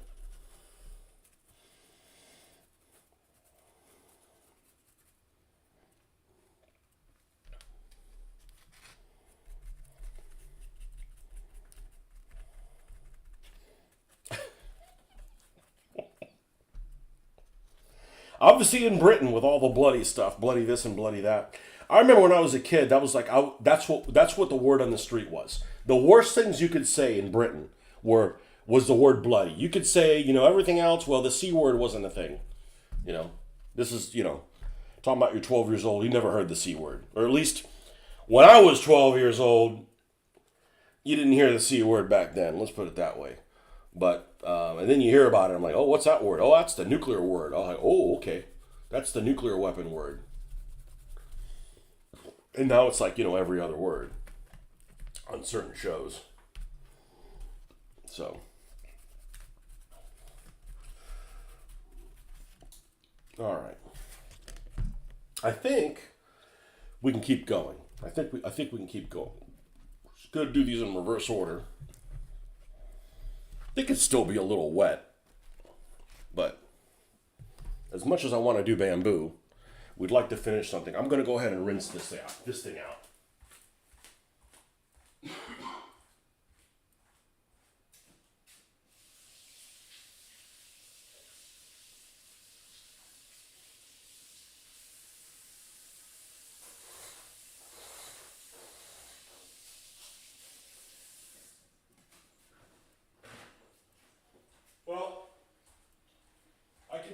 this about Indians.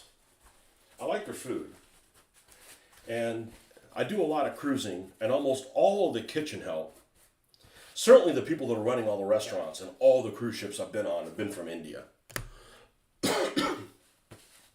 And they always have this little area that I call Indian corner. So regardless of the meal, they always have a few Indian dishes, which are, in my opinion, very difficult to get here in the States because there's limited places that have them. I actually went to an Indian restaurant a couple of years ago.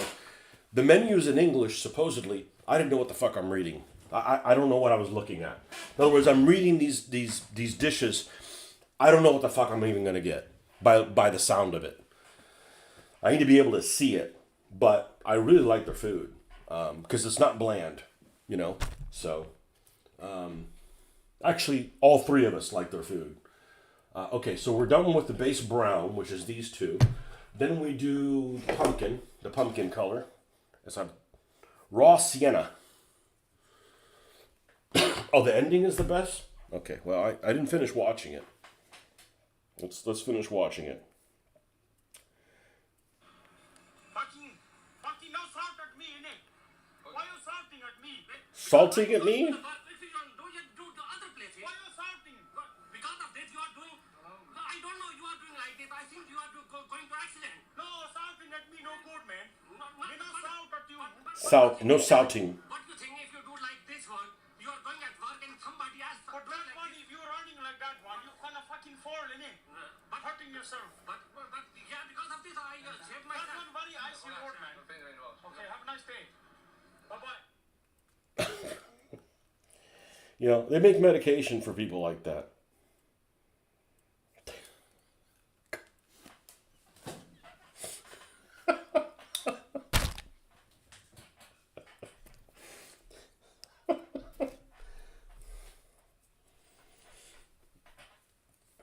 Oh, man.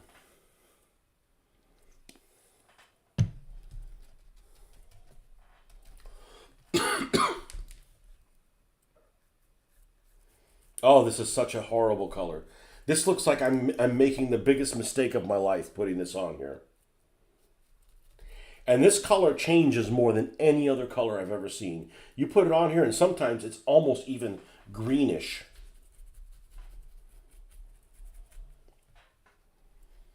But no, it's actually one of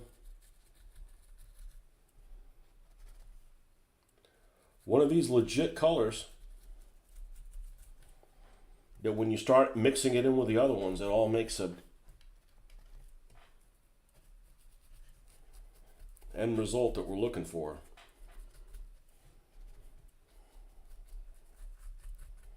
I don't know how I came across this. It's like I used a painting guide or something for the ground, but I'm really happy with the results. There we go. When I lived in a raunchy part of Dallas, there was this Indian-Mexican fusion restaurant. Boy, that'll give you the shits, won't it? Inside this shady gas station. Oh, man. Don't eat where you pump. Where hookers and pimps hung out in the back. The food was amazing. Oh, man.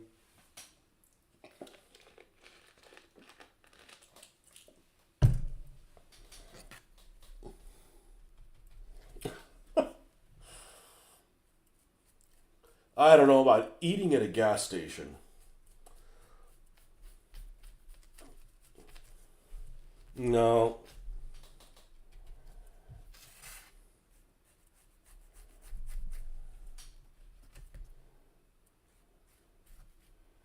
We have this one Chinese restaurant that I used to live across the street from many years ago.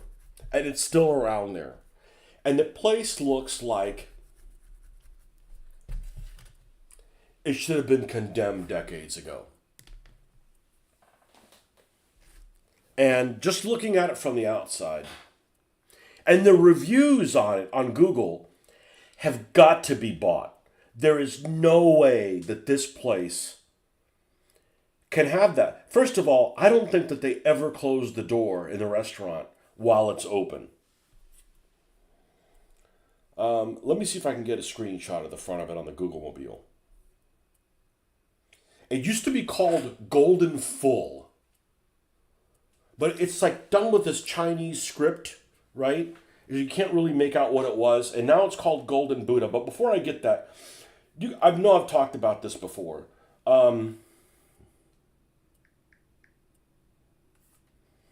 You know this place that's up in, you've seen this, I've showed this to you before. This Chinese restaurant that is literally in a small town, maybe 20 miles north of where I live now. And it's the Fuking restaurant. Literally, they named it. Hey, we didn't pick the name for it. They decided to, and it even says, we sell Fuking t-shirts. Now, I wouldn't eat there because the place looks like a rat hole on the inside. I mean, a lot of the... I'm a big about atmosphere of the restaurant. If you go in and the place looks like it just looks shady. Like, I don't like the idea of carpet in a restaurant to begin with. Yeah, Fuking Chinese restaurant. We sell Fuking shirts. Yeah. That's racist. They named it! They named it. And that's not racist. It's culturally insensitive. And there's a difference. That shit's funny.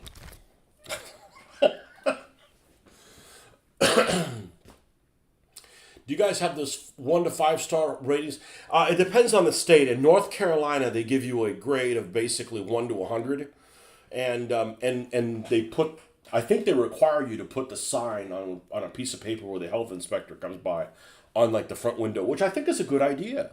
If the place gets a 98, that's good, In a place like that, what's funny inside, they have a lot of pictures of that famous Chinese NBA player who, for some odd reason, visited there. Yao Ming. Yeah, Yao Ming was he's like 9'3" or something like that. Maybe even taller than that. So anyways, going back to the shithole is here.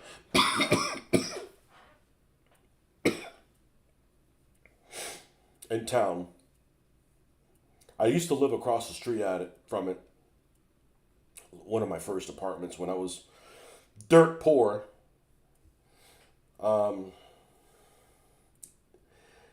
It has a 4.2. By the way, that Fuking restaurant was had a 4.0 rating on Google. Okay? This has a 4.2 rating out of 5, 264 reviews. Okay? This is what it looked like when it was freshly painted.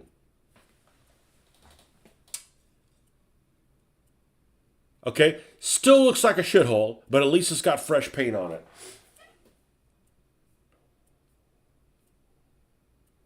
This is what the inside of this place looks like, supposedly.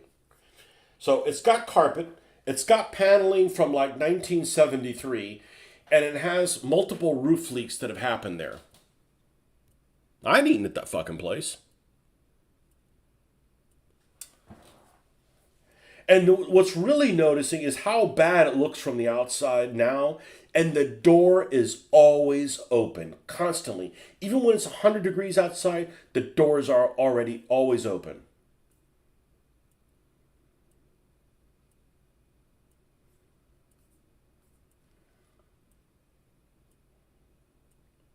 I need to go by there and take a picture of it. I don't know, maybe the owners are nice people. The place is scary.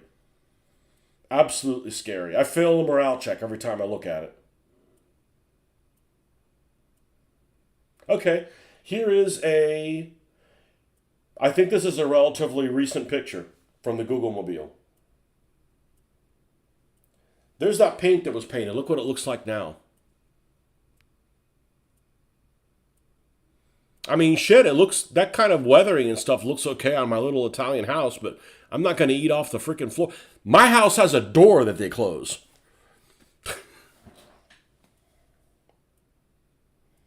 Yeah. Sorry, we're closed. Of course you're closed. The door's closed. So I got a friend of mine who I used to work with. And I would always ask him questions because he had this insight that I didn't have. He's a person of color. I think that's what they call him. So he's privy to a lot of stuff doesn't that I don't understand.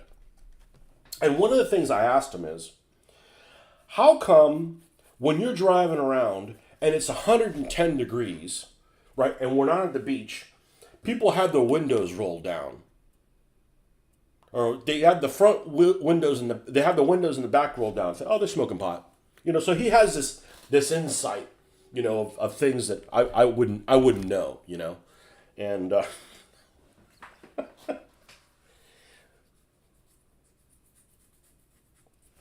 yeah, maybe the door's open. They get fresh roaches that way. The door's open. That means something died in their AC vents. Same thing used to happen at a Dollar General I worked at when I was younger. Oh boy.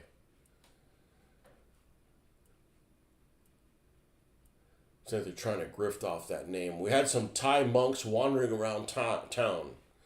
They fly out to bless new Thai restaurants when they open. I should have asked them for some resources for mini Buddha statues. There you go. And not the ones that are like, all happy and shit. Because, some Buddha statues are pretty cool looking. Some of them is like, what's that little fat gamer doing so damn happy, I know a Chinese place called Hoking. Decent food. That's what good Mexican food restaurants look like here in San Antonio. Wow. I feel a morale check, man.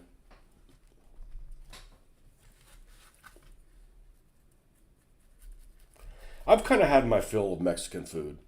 I don't know that... I like Tex-Mex.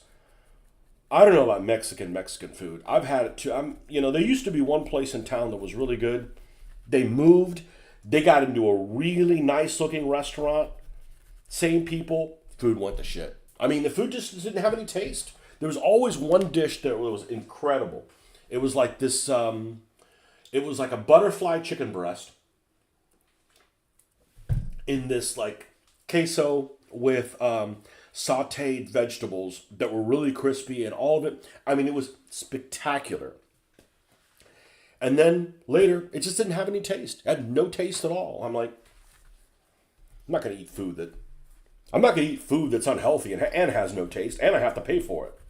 And you have to pay at these post-COVID prices. Like, no. We rarely go out to eat anymore. It's like you're rolling the dice. It used to be like you'd go out to eat, one meal out of 50 wouldn't be great. And then COVID happened, and it's like a 50-50 chance now. And you're paying 30% more. It's like, F that. Just don't want to go out to eat anymore. Which, I guess is a good thing. Don't spend the money on that. But it's not because I don't like to go out to eat.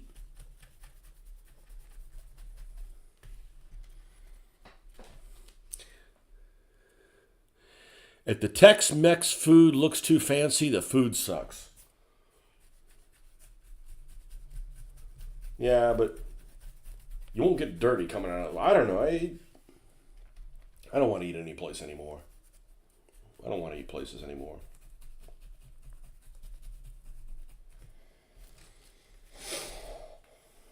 Yeah, I wish we had those ratings on. We don't have them here in Florida. I don't think that they're dictated. But when we went to North Carolina on vacation over several years ago, they're proud of putting those signs up there. Like, hey, we got a 95. Come in, Hey, I think that's a good idea.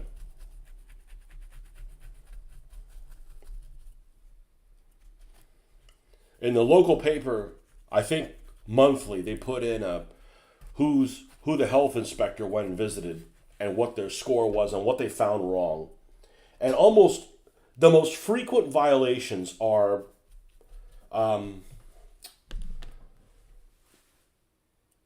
bacon stored in a place temporarily that wasn't refrigerated, or the temperature on the plates didn't go, or the chlorine didn't to clean the plates wasn't up to spec, or what's the other thing? It's not rats and things like that. It has happened, but that's usually not the case. And of course, it's like I see those articles. It's like my equivalent of rubbernecking, right? I'm like, all right, let's see what's happened here. I'll make sure I don't go to that place. And no wonder that place looks like a dump on the outside. That kind of stuff. And there's this one place called, is it Ichiban? Ichiban Sushi? They shut the fucking place down. And it hasn't reopened. They had so many violations that was over and over again that they just, I guess they pulled their permit or something like that, and they had to shut the place down. And the funny thing is the place did not look on the outside like it was a problem area. You look at that place and that restaurant didn't look seedy or anything like that. I think it was Ichiban.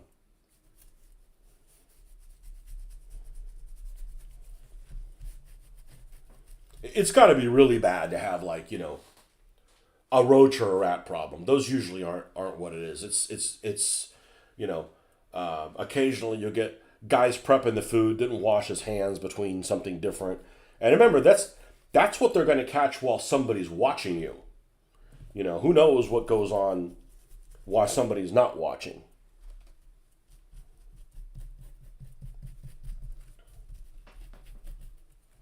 But, your body's made to fight a bunch of stuff off. And, you're never going to be immune to something if you're not exposed to stuff.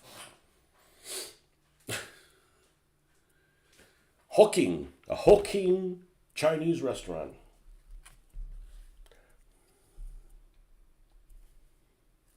Chin too fat, all you can eat. Oh, here's a dump.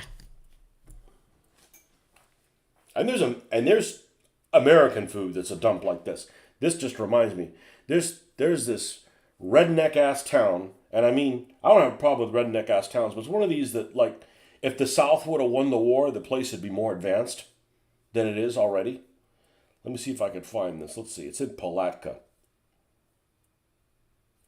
There's a Bitcoin ATM in Palatka? What the hell? All right, we go here. It should be here.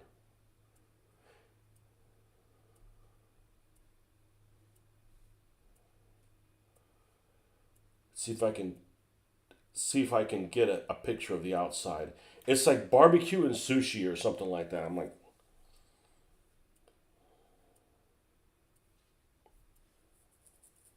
this has a 3.7, so they might have changed the name of it.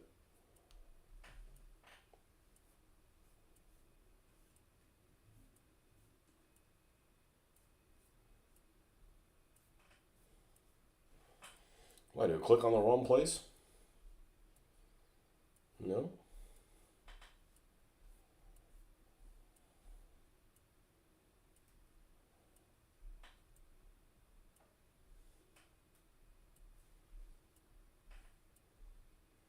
So this town, I don't mind that it's a small town.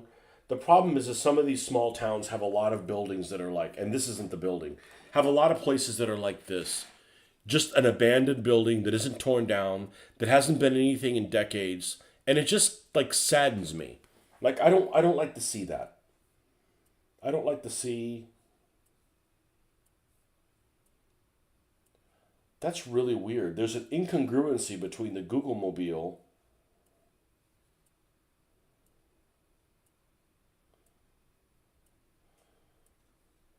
Oh yeah, here's a sign for it. Palatka Buffet, sushi and barbecue. Like, not really selling it for me. I don't think I want to go there.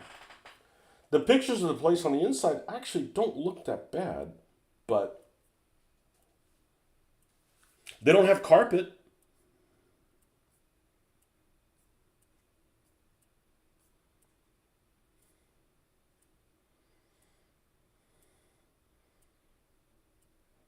So, anyhow.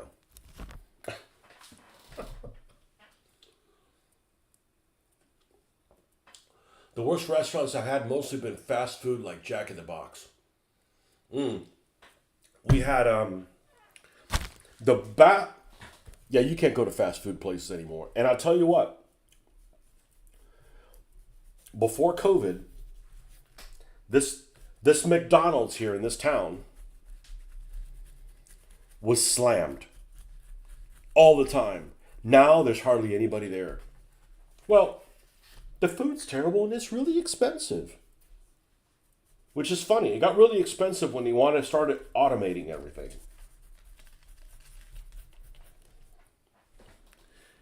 But the last time I went to Checkers, which was probably 25 years ago, I got a hamburger that was not cooked well enough. And that's it. I've never been back to Checkers. And, who cares? It's not like I'm missing anything. Fast food restaurants, if they didn't have drive-thrus, they would lose, I'd say, more than half of their business.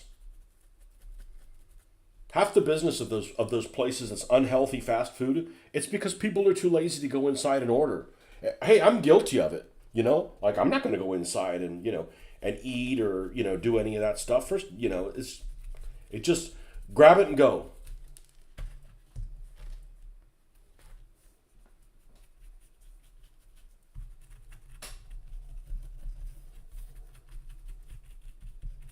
Now, the best drive-through I've had in a long time was, I don't know, 6 months ago. I went through. There's this Firehouse Subs that actually had a drive-through, and I like that place. And I mean, it took forever because you're making a custom sub, so you're in line for 10 minutes, which is a long time to be waiting at a window. Something like that, at least 8 minutes. It was a long time.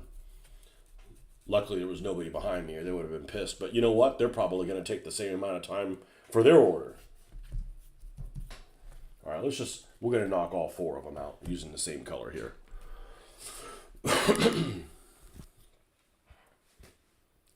Do you have a Whataburgers in Florida? So, the town that I was born in had a Whataburger forever, and nobody in Florida ever had one. It's unusual because it's a big W roof or whatever. And around 2000, and let's see, my daughter was probably born, around 2007, they built one in the town that I lived in, which I still live in the same town. I'm just one exit up the interstate. So they built one there. And like anything that they build in this town, it takes them forever to build something. And when they do, it's like, right? Everybody was there. You couldn't get in there. It was like they were giving away gold bars. And they had a great breakfast because they gave you like a real egg on a sandwich, everything. People lined around the block to get it. 2 months go by, it gets shitty. It takes them 2 months, like probably the manager quit, couldn't get anybody to stay working there. Everybody just said fuck all. And, you go and you pull through the drive-through window and they go like, hold on a second. So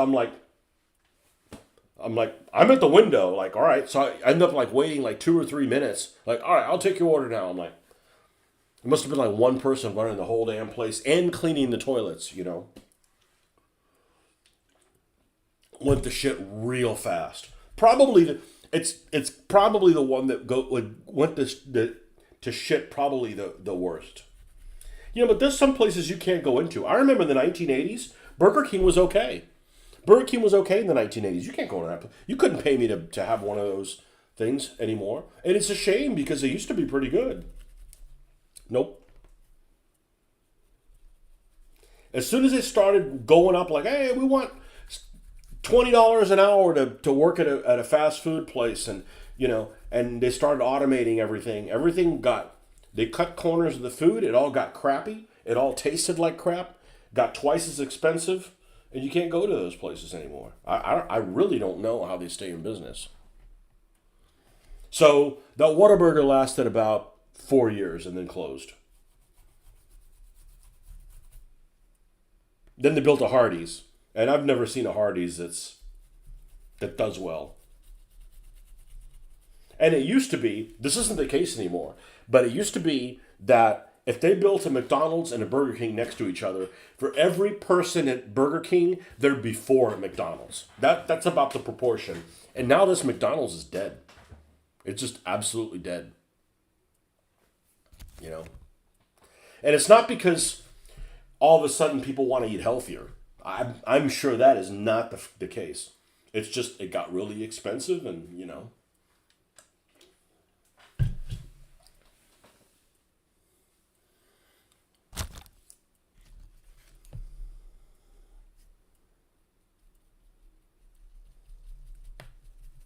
fast food place with burgers.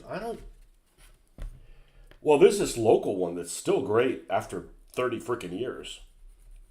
It's just, not open on Saturdays, close at 6. You've got to like be in the right place, but of course it's literally twice as much as it used to be.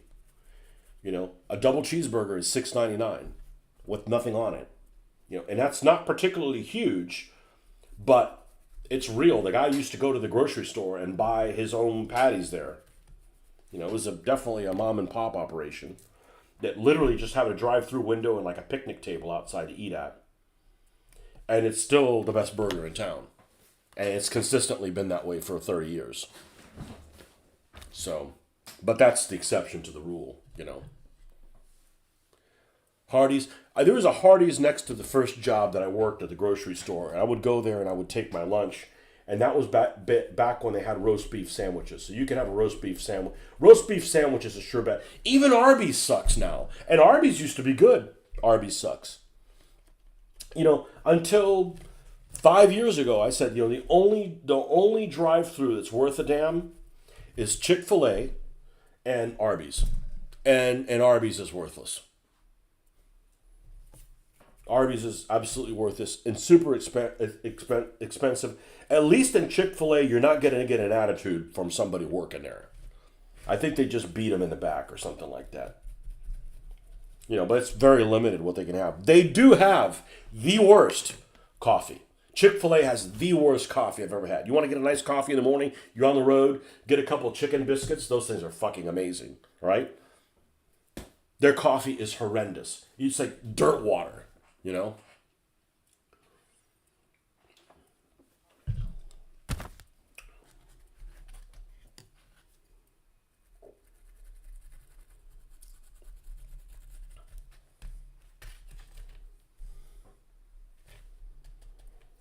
What else do we have here? That damn Moe's. I won't go into fucking Moe's. Moe's isn't worth a shit. They just all suck. Like every place sucks. And I hate being negative but I'm telling you, in 2020, there were places that sucked, but there was enough of them you could avoid. You could go to, and like every place you go, like I'm telling you, more than 5% of the time, maybe you wouldn't have a good meal. And that just isn't the case anymore. Like everybody just got used to, we can just like do shitty and like get by, okay. Arby's is barely food. I feel emotionally weird after eating their food. Yeah. It's almost like, who knows, emotionally weird.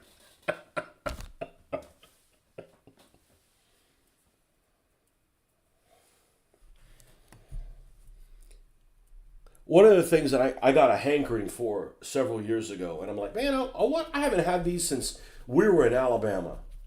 Steakums. Remember? Who knows what the hell it's made out of? Let's better not to find out. But Steakums in the 1970s, those were fucking awesome. That's a hard thing to get right, is a steak and cheese thing. Very hard to get right. Very hard sandwich to get right. Same thing with French toast. Very hard to get good French toast. Almost like an impossible task. Steak and cheese, very hard to get right. There was this chain restaurants called Miami Subs. They had a good steak and cheese. Nobody else has a good steak and cheese.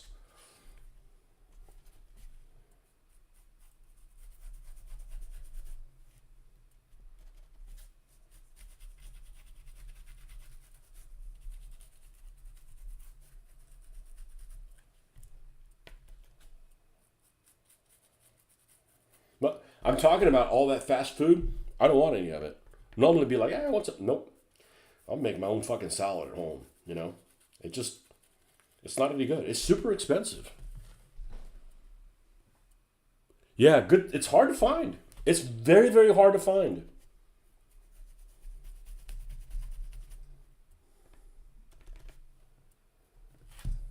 Very, very hard to find. Anyway, so we got those steakums, made them. They had no taste to them. Who knows if it was made out of the soles of cat's feet or something. Who knows what the hell it was made out of, but It just had zero taste. It was super, super, super, super, super, super thin. Super, super thin. It had no taste. I'm like, this is not how it used to be. Another thing that's not worth a damn in the last 5 years is hot dogs. Now, I'm not somebody that goes out and eats hot dogs outside. Why? Because if you buy a whole pack of them and they cost half, then you go out and you have one hot dog and it costs more than double the one entire pack of hot dogs cost that you buy at the store. But anyways, any brand you get, and my wife will disagree with me on this, any brand you get, they all suck now. All of them. I haven't had a good hot dog in 6 years, maybe even longer. They're okay, but nope. Even those Hebrew Nationals, those were the go. Nope. Nope. Something went wrong with them. They cut one of them COVID corners was cut.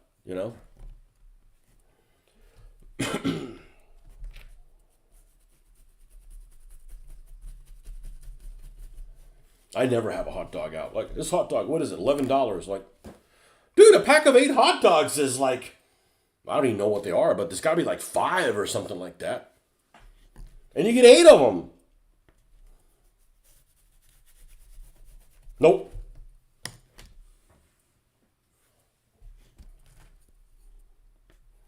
There's some things that just don't make sense to eat out. Now, steak, I don't eat steak very often, but I think steak you're better off eating out than having it at home. I mean, the steak uncooked is really expensive. And then you got to cook it, and hopefully you know what the fuck you're doing.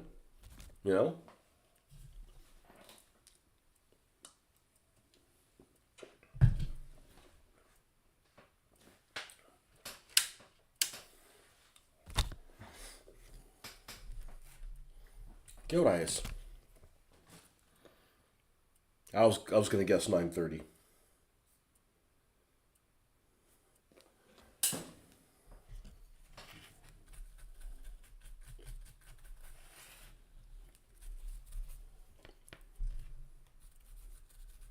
And every layer you do of this, every layer on dry brushing takes less time.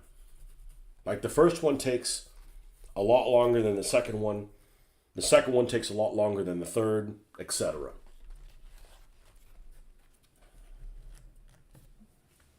All right, I'm gonna go to the little boy's room. I'll be right back.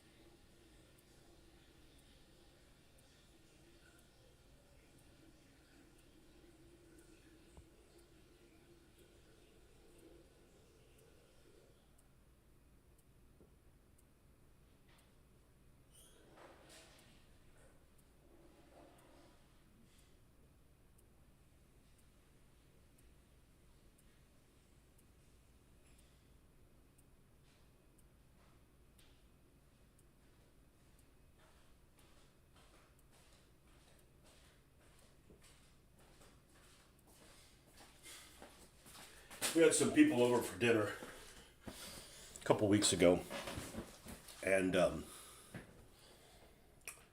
the guy's not originally American, not born in the United States, and didn't come into the United States until he was, an adult, in his 40s probably, maybe 30s. So when I encounter somebody that's from another country, I love to ask them. What is it that they like the most about the United States? What's the thing that they dislike the most about the United States? And same thing when the country they're from. I'm just kind of curious. I'm not trying to put ideas in their head. I'm just, I have my own opinions. I have my own opinions when I went to Spain and when I came back and so forth.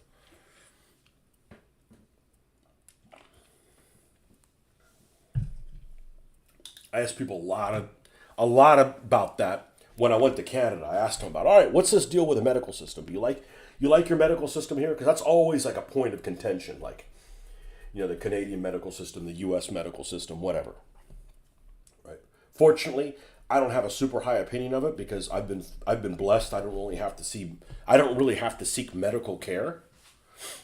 Fortunately, so I don't not really a good example of what works and what doesn't. But I always like to ask people like that, and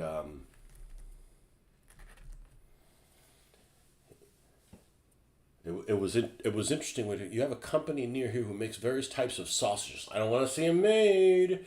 Their breasts are great, but they also do some with cheese in the middle, which isn't my jam. That was a big thing in the '80s. Oscar Mayer had the ones that had the cheese in the middle of them and the drizzle. Those never really grossed me out, but for some reason, a corn dog I find really distasteful to have a corn dog. I don't know that I've ever had one, or I may have had a bite of one, but the idea of having a hot dog that's battered in something and then they stick a stick through it like a lot. It's just like, it's almost like eating spaghetti with a spoon kind of reaction. Like, I shouldn't be doing this, you know? Like, I'd rather eat ice cream with a fork than spaghetti with a spoon. That's just weird, you know?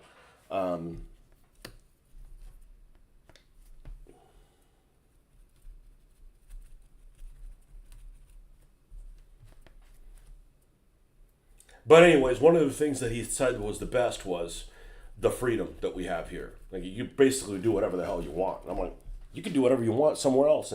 And he happened to say that where he was from, there was more of he was from Sweden. There was more of a, like, people would hold themselves back from doing stuff that was outside the norm.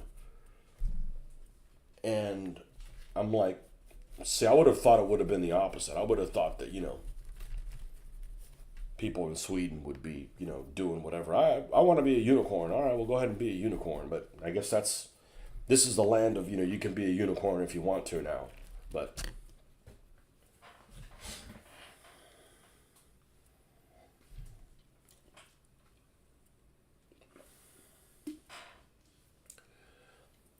what he said he disliked the most, I don't know if he dodged the question, but he said what it surprised him. I think when he answered it with, I asked him what he disliked the most, and I think he answered with what surprised him the most, or maybe he meant both things, is how how Americans really dislike their government. And I don't know. I can just tell you from my generation that I never hated the government.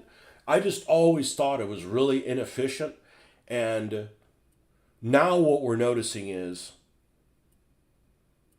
and I say this all the time because I've got an American flag flying out on the flagpole and everything, and I consider myself patriotic, but, the United States, how I grew up with, how we thought the United States was, and maybe how it's always been, are two completely different things.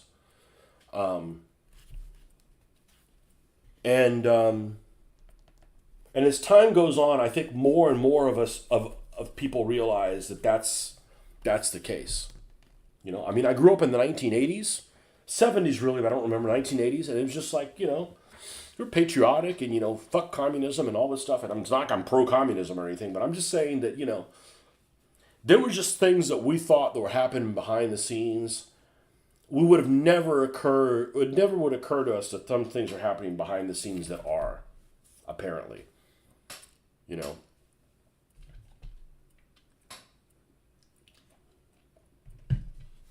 Not to get political, but I'm just saying, and it's just stuff that doesn't make common sense. Like, stuff doesn't make sense. Like, if you're going to get into a war with somebody, it's like freaking win the war. Not like, well, we're going to keep all these companies in business to make weapons and like, whoa, wait a second, wait a second. None of us signed up for that shit, right? Like, this whole thing that I've mentioned several times, that our livelihood here in the United States and maybe all over the world is tied into the stock market.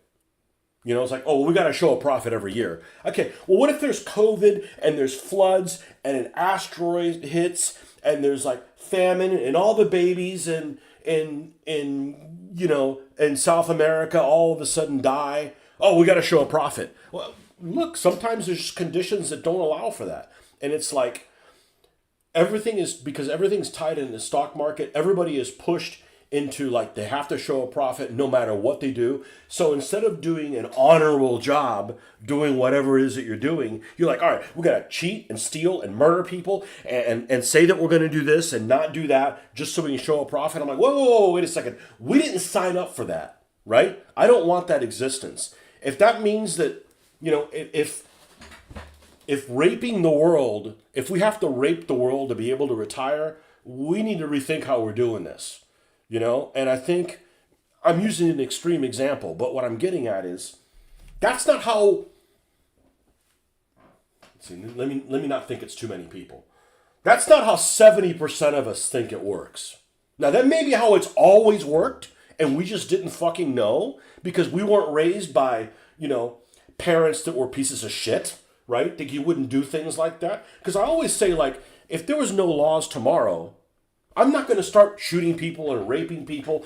And, I don't need laws to behave, but I don't know. So a lot of that stuff has come to light regardless of who's in the government.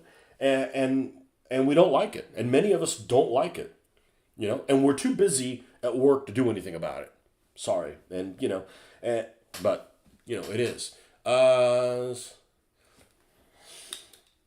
But, somehow we thought something about America made us differently. And we're probably all fucking wrong about it,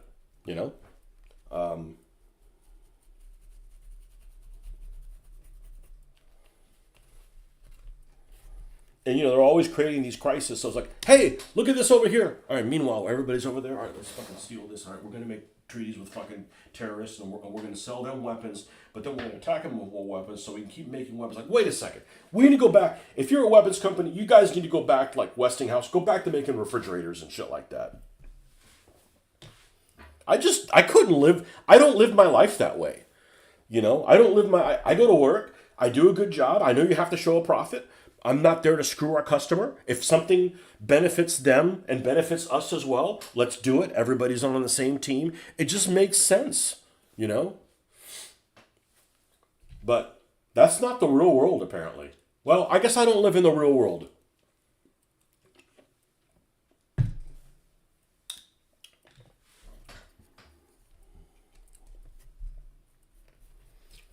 Like, I see an American flag and I don't go, well, this is an unjust fucking place. Really? I mean, are we perfect? No. But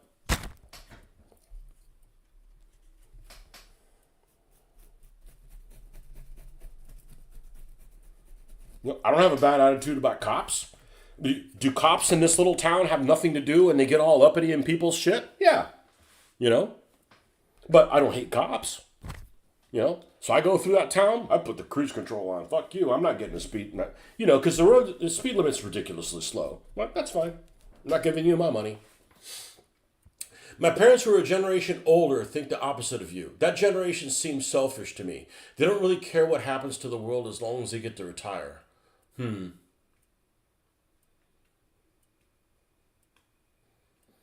Generation older. You mean a generation older than me? Well, you can't care about everything, but they're just...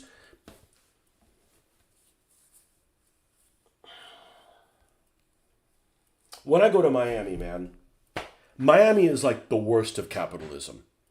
It is the absolute worst of capitalism. You feel there, you have this, and it probably happens in other places. I'm just going to use Miami as an example to show you what's wrong with money and stuff. And I hate to sound like a socialist because I'm not, but money doesn't bring you happiness. Not having any money also doesn't bring you happiness. But I'm just saying, you have this place where it's like, you spend all this time saving all this money because you want a boat, right? Not something huge, but like a boat. And then you get one, and your neighbor's like, that fucker got a boat. I got to get a bigger boat. And you're just playing this keeping up with the Joneses game. And that's just not me. I don't live my way that way. I don't want to have any friends that are that way, That kind of stuff is not important to me, And if you've got to, like, break all the rules, or, hey, check this out, like some angle where you're trying to, get shit for free. And it's like, man, life is too complicated to live your way dishonestly. I don't know how people do it. And then I got to contact my lawyer. Why do you even have a lawyer? Are you like, in a perfect world, I'll never have an interaction with an attorney. Ever. Like, why? You're just creating problems for yourself, Now, you say whatever you want about the president, and I'm not going to get into that, but he has a hard-on for attorneys. He has a fucking hard-on for attorneys. Actually, all politicians do. Your parents are born in the early 50s, so they're boomers. I think one generation older than me. I don't know. We just grew up to just shit you don't do. There's just stuff you don't do, and you don't have to make it illegal. You just don't live your life that way.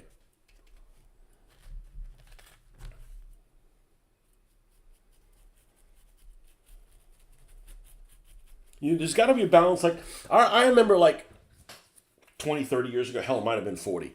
We'd have all these things where it'd be like, we want to build this community. We want to build this community here, right? And, all right, we're going to do some groundwork. Like, oh, shit, there's gopher turtles. Shut the whole fucking down thing. We can't build them. Now, I don't want to kill gopher turtles. I'm a big fan of turtles to begin with. But they don't pay taxes, okay? So can we just move them somewhere else? I agree, it's going to cost you money. You're going to have to move the gopher turtles, right? We're not just going to shoot them or turn them into soup or anything like that, right? You need to be honorable. But you can't just have something just like slow down the path of civilization, And I'm not against industry, but you shouldn't have to have industry that's like fucking dirty or, When I went to Houston, my Texas experience, Houston is like the opposite of the town that I grew up in. The town I grew up in is like, oh, we can't have anything over 3 stories. Oh, because it's going to look like South Florida. Oh, there's going to be skyscrapers. Oh, we can't have any businesses because, we can't have any industry because industry's ugly and everything. And Houston's like, you think that's a big fucking tower? I'm going to put one in 10 times taller. And fuck you, I got 10 towers. It's like the complete opposite. So you go there and you're like, man, this is like going to bars. Meanwhile, I live in Hippie-topia over here, where the Ewoks run everything. You can't have everything. It's like, oh, you can't cut down a tree. Well, what do you mean? We'll move the tree? I'm not anti-tree, but, you shouldn't have a tree that's 60 foot tall, 3 feet from your house. It doesn't make sense, Maybe nobody wants to use logic anymore. As a matter of fact, I got several pine trees. I don't want to cut any of them down. I am concerned when the lightning comes, but I like having the trees there because you would have the birds and all the stuff, But you got to have common sense,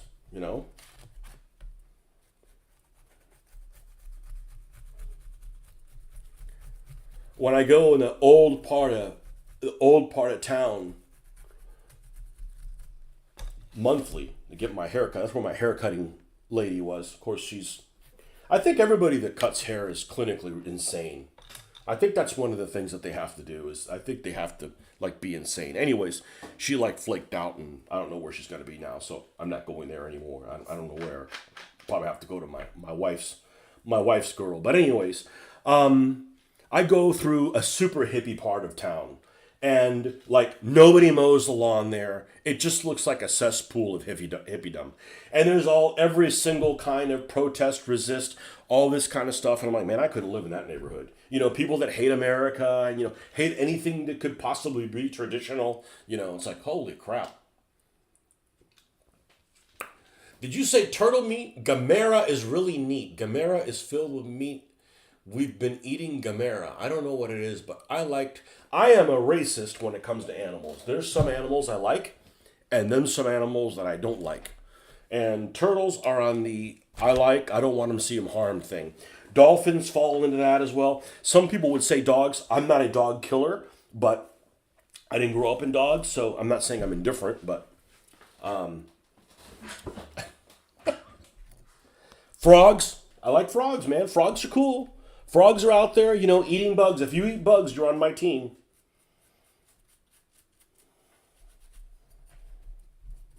I don't go out and squish bugs. Hey, bug! If you're inside the house, it's fair game, though. Like, you don't belong here. I had a friend of mine had a super hippie mom. Super, super hippie mom. Had no air conditioning in her house. Remember, we live in Florida. She had no air conditioning in her house. I'm sorry. What I meant to say is, she didn't have any fucking air conditioning. And you live in Florida. And she was against spraying for bugs. Like, I don't want to see the cockroaches killed.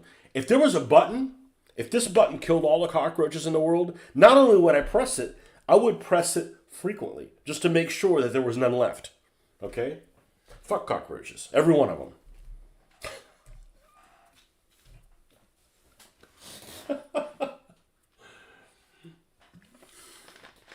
Yeah, that's an exception. That's an extreme. That's an extreme.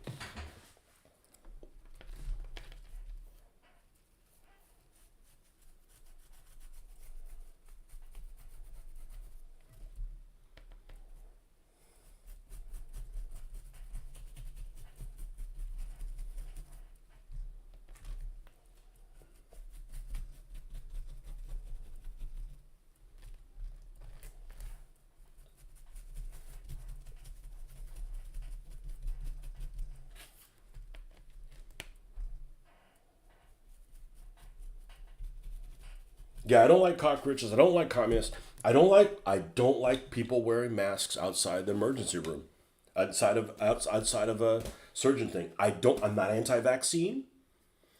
I want to see people's fucking face. Are you robbing a fucking bank? No.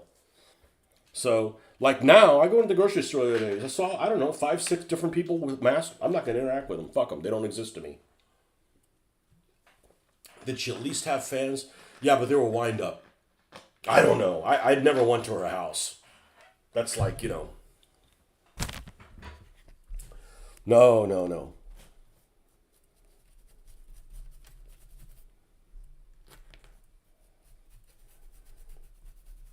And it's funny because he was a little left leaning, anyways, not to that extreme, not even close to that extreme, but he retired from the military. He's the other extreme now. So I'm like, hey, when you're in town, man, let me know when you come visit. I don't visit anymore. You don't need to see your mom? No, not really. I guess he got out with it with his mom. Mom probably hates him that he went out in the military and stuff like that. I'm like, and those poor people that are in the military, man, I'm telling you, they got a job that I am certainly not anti-military, but man, they're in a, you give your life, you go and lose a limb. The government doesn't take care of you. You fight a war against the XYZ cult, whoever they are, and then you put them down, and then the government makes deals with other people that are in that same cult, and they give the land back to them. It's like, that's some shady fucking shit, man. Stuff that maybe has always happened, okay? Maybe that's always happened, but we weren't raised that that's how it happened. That's the difference. And now we're realizing maybe we've all been fooled all of the time. And that's why we don't like the government. Because it doesn't matter who's in charge, it's the same bullshit. And it's just stuff how we wouldn't live our life, We wouldn't live our life that way. Did she at least have fans? Probably wind up.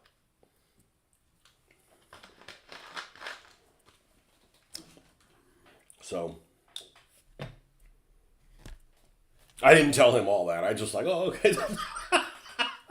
He doesn't know where I'm coming from, but, and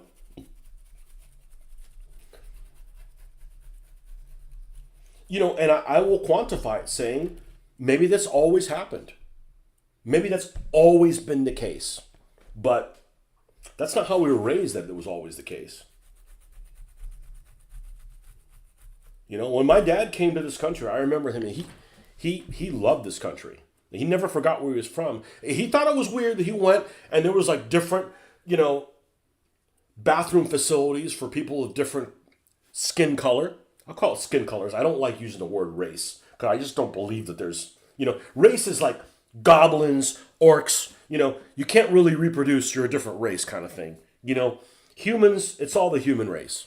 But he's a different skin color people had different bathroom facilities, but it was the early 60s and they didn't have that where he came from. you know. But and you know, luckily that was removed. You know, stupid shit. You know.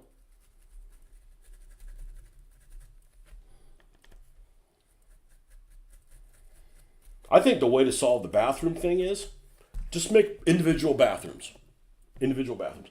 I don't care if you're a man, a woman, both, neither, a unicorn, a fucking dinosaur. I mean, you might need a bigger stall if you're a fucking dinosaur. But one fucking bathroom, the door's fucking closed. Only one person can be in there at one time. No peeping toms or anything like that.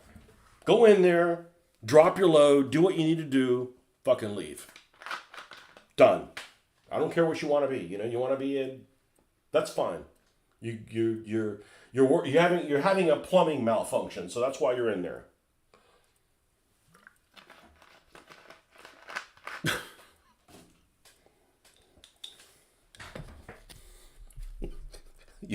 Unicorn. That's one of my favorite things. Unicorn. You can't be a unicorn. It's a make-believe fucking thing. You know?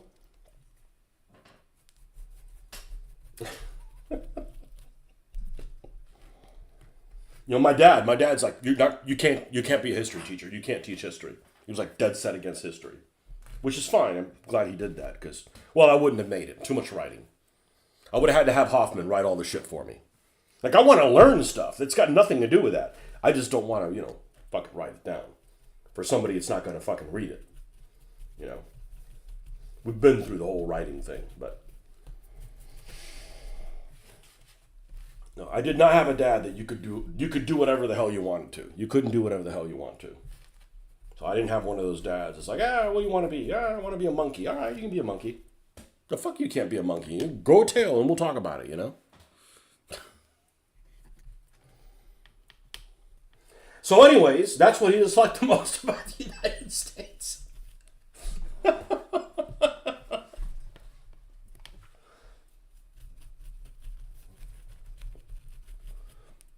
Yeah, we all have our opinions. That one just happens to be mine, you know. And I'm sure people in Britain feel the same way. There's things that used to be a certain way, you know, when they were around and they thought it was one way. And I think that's probably universal. I think that is universal.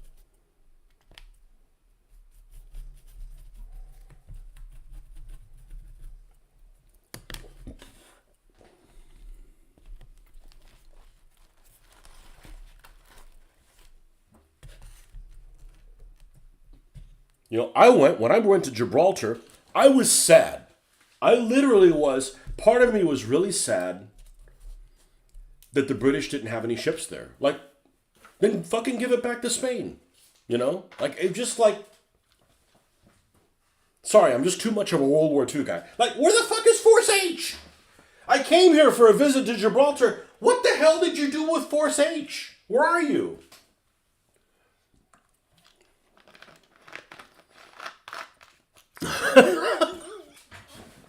What have you done?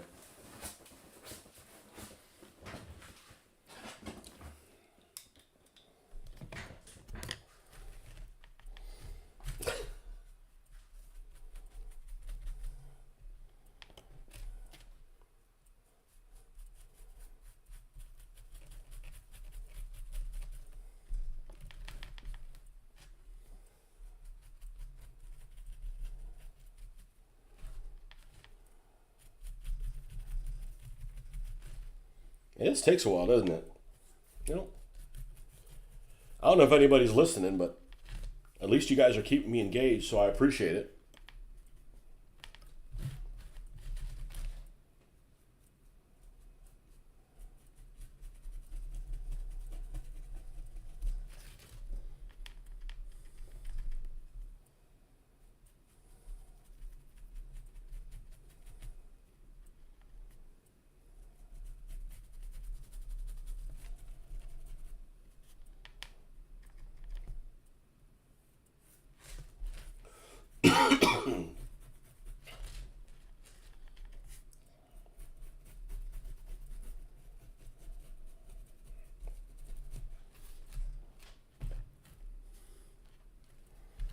Yeah, but I'm not even surprised that whole illegal U-turn thing made it out to Europe. I mean, that was all over the news. At first, I can't believe that they didn't arrest the guy. And I guess word got on the street that and the guy's arrested now. But still doesn't bring those people back for what he did. But I showed that video to both my wife and daughter. I said, "Man, you guys be careful when you're on your road. Expect people to do shit that is wild and out of control, because there's no way you can prevent that. I mean, that's like, who the hell would do that? You're still just messing with this damn rubble. You'll get it. You'll figure it. So what is the problem with the rubble? You said you should have taken my advice. What advice did I have? Oh, to leave it loose? I have some. Yeah, I think all mine is all loose. Well, I didn't come up with that. To leave it loose, that's like crazy, man. You have to please this clean up. And then 20 years of seeing people having loose rubble to tie everything in, and loose this and loose that. And I saw somebody like pick it up and they recouped most of it. And I'm like, all right, I guess that's the way to do it, because that's how it looks. You got a field and there's nothing there, and you have a couple little bricks, and it just kind of breaks everything up. I think you could have some rubble, but it's the whole thing of like this. I can remove. I don't know why I'd want to do it with this, but with the palm trees, I can remove the palm trees if I need to. Like if you have a squad moving through there and like they physically won't fucking fit, like I can remove it from them so that they can. Yeah, no, the dying of the thing. Well, I got all the bricks, and I was like, I have the unboxing video somewhere where I got all the bricks, and some of them were almost like this. Okay, well, they're not going to go with this building. They're not going to go with. I mean, this is what the brick buildings look like. I really don't have much of a choice. Now, this is one of my artistic. This is my own artistic take on it. Okay, and this is why I don't like when people say, "Oh, you've got to paint things a certain way, or you need to do them the way Mig Jimenez does them," or anything. If you're doing a building like this that's brick, okay, I find it excruciatingly counterintuitive to have any of these recesses, and we'll call the space in between bricks a recess, to be a lighter color than the outside of the brick.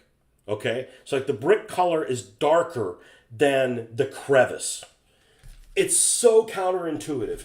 And yes, it's realistic. You can look at pictures and it's like, yeah, the grout is lighter than the actual brick. But it looks wrong. Even when you see it in real life, it doesn't look right. When somebody paints, and Joe Bilton. Joe Bilton is an excruciatingly good painter. And I saw his buildings. And his buildings look great. Okay? And I saw his buildings of Normandy with a lighter stone. And the mortar is lighter than the actual stone. And on the actual building, the mortar is lighter than the actual stone. And I can't do it. I can't fucking do it. Okay? Because I'm painting a shadow. And you need to make things pop so that you can see it 4 feet away and you can make out the bricks. Otherwise, it's just so counterintuitive. That's just my personal style. So, I get these bricks and they're white ass.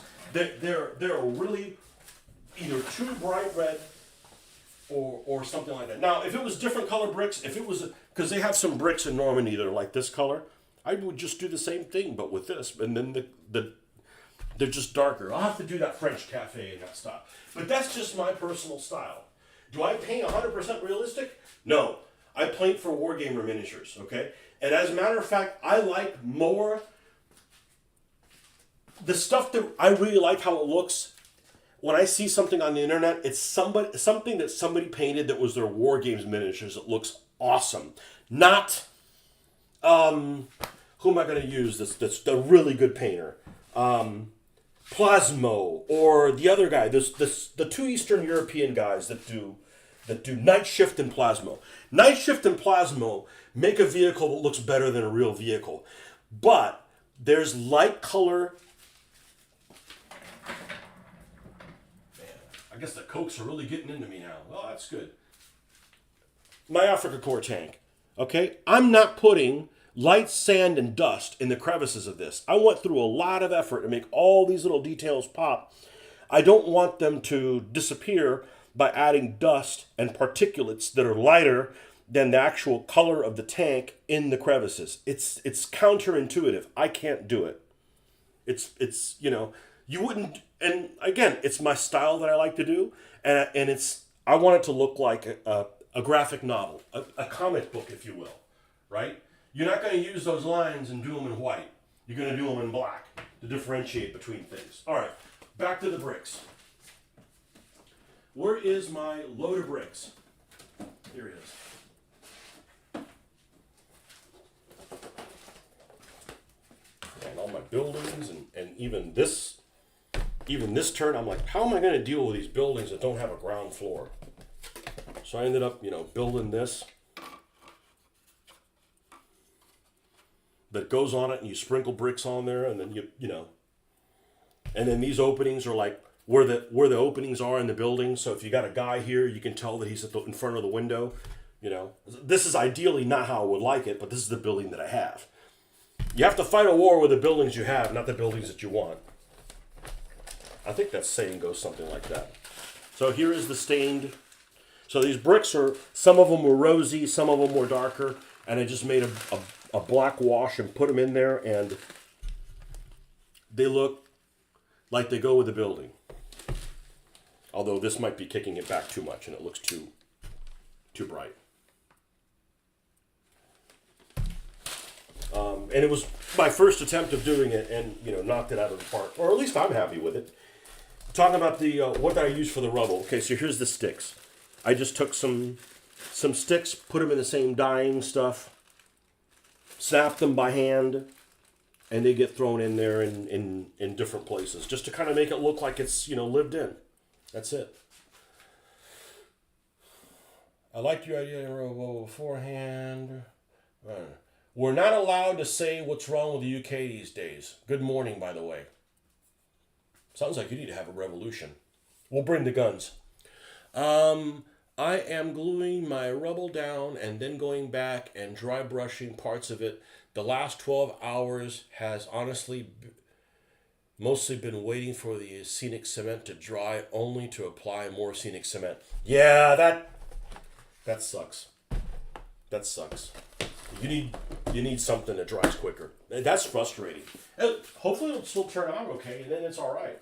But the frustrating thing is you might be spending 24 hours to wait and not realize that you don't like how it turns out. So, yeah.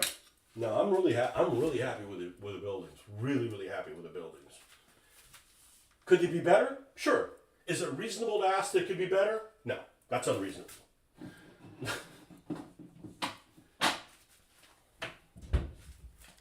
But that's my style. I'm not going to use dusting things and put a light color in a crevice. I'm just not going to do it. And just think about it. You see a comic book, right? A graphic novel. I don't want to make it sound like, oh, this doesn't look, Sergeant Rock looks like crap. No, I mean like, a real, something that's illustrated. And every panel, everything is going to have a dark line in between it. It's not going to be a freaking light line. You have to turn your brain off for stuff like that. You're not allowed to say what's wrong with the UK these days. Well, I'm not either because I'm not there. But I would fucking tell you. And it starts off with not having any British ships in Gibraltar.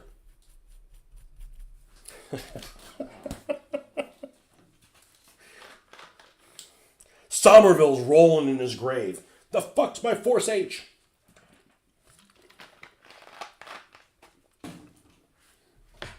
Oh, man.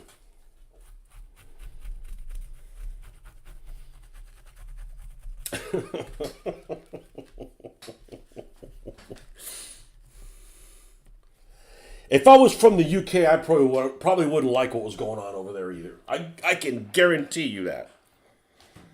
It all starts with beans and toast.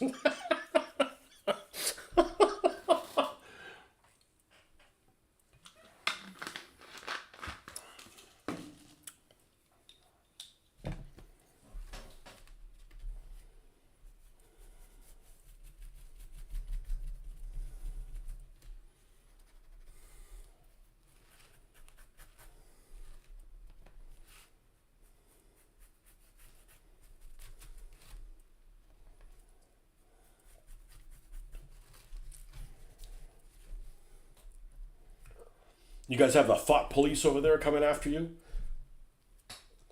They're armed with, what are they armed with? A loud whistle?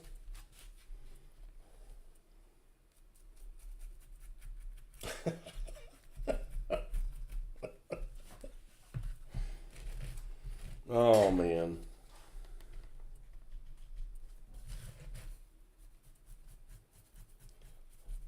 You're not allowed to say what's wrong with Britain. Well, the thing is that there's a big difference between, I think there's a big difference between not allowing people to speak their mind and not allowing certain opinions of certain people not to speak their mind.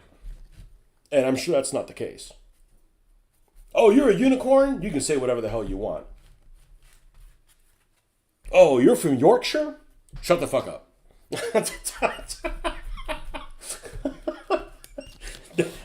That's the problem.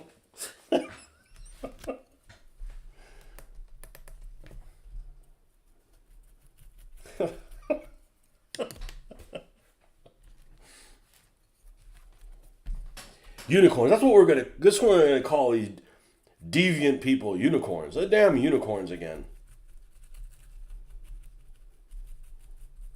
What does my brother call them in Spanish? A It's literally like somebody who's an oddity who calls them a phenomenon. Phenomenal. Like that's a little too kind sometimes. You know.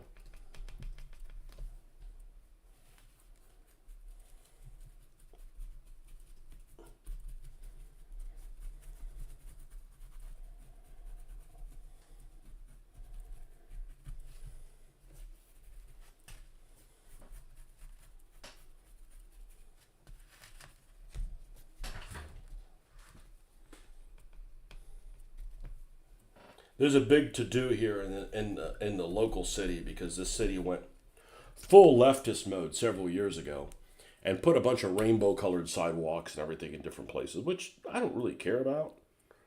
But now they're spending a lot of money to put them back, to fix them. And it's like, there's a big to do about, I don't care. They're over there in an area where I don't even do anything, you know.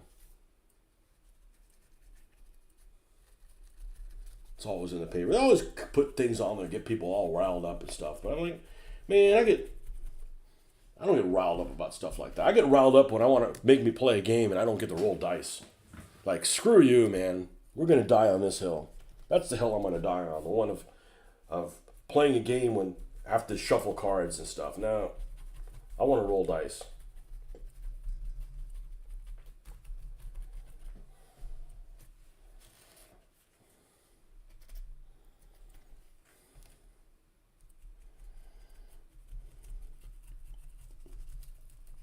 I couldn't be in government.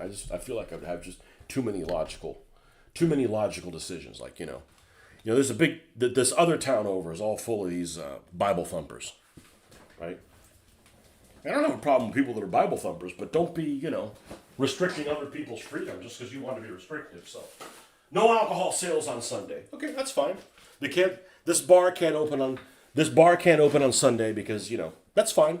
They only pay 6/7 as many taxes, right? They shouldn't be taxed on Sundays, right? That's fair. Oh, they shouldn't do.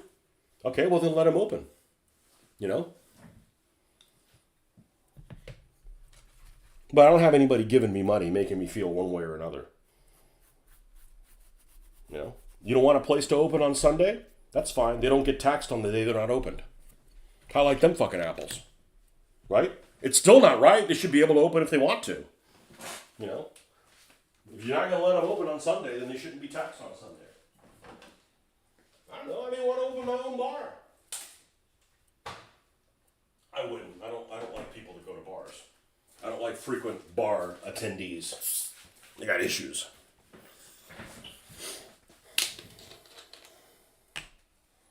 But we're doing lots of lines of Coke today. Man, we've been on here a while, haven't we? No.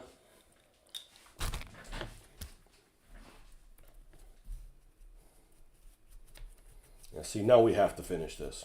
Now it's like, I went too far to not get this done. Except, I don't think I have enough small plants. I may need to stain more small plants.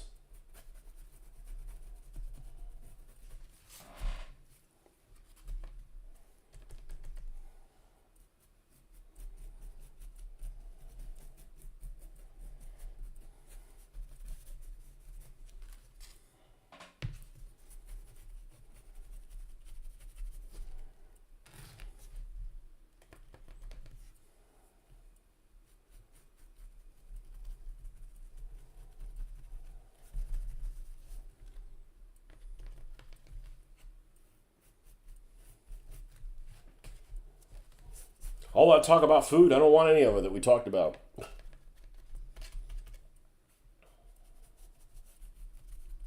Is this the last one? You got one more to go. No, this is the last one of this color.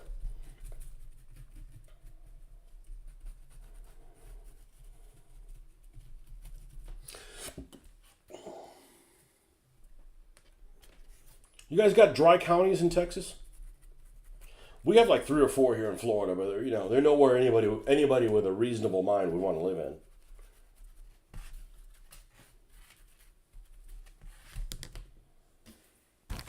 I think they're all in the Panhandle. Banjo country. All right, let's continue the whole process of doing them in the correct order here. All right, we're done with that one. Next up is rusted pipe. Talking about food, I had the best burrito yesterday I've ever had. Well, that's excellent. I'm not a fan of burritos. They're a little too they can deconstruct on you when you don't want to. I do like chimichangas though. It's basically a burrito, it doesn't fall apart. Let's rinse this out. Yep, there's the lizards. Yep. Eat some bugs, guys. Eat some bugs.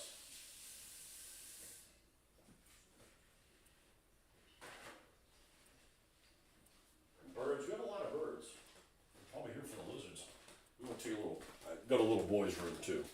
I'll be right back to work on some rusted pipe stuff.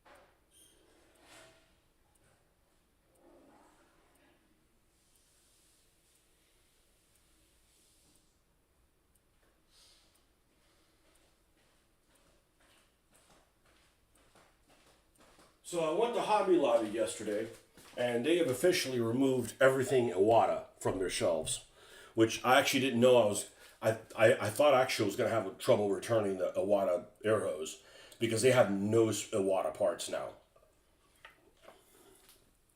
Now they're not carrying airbrushes, they're only carrying piece of shit airbrushes.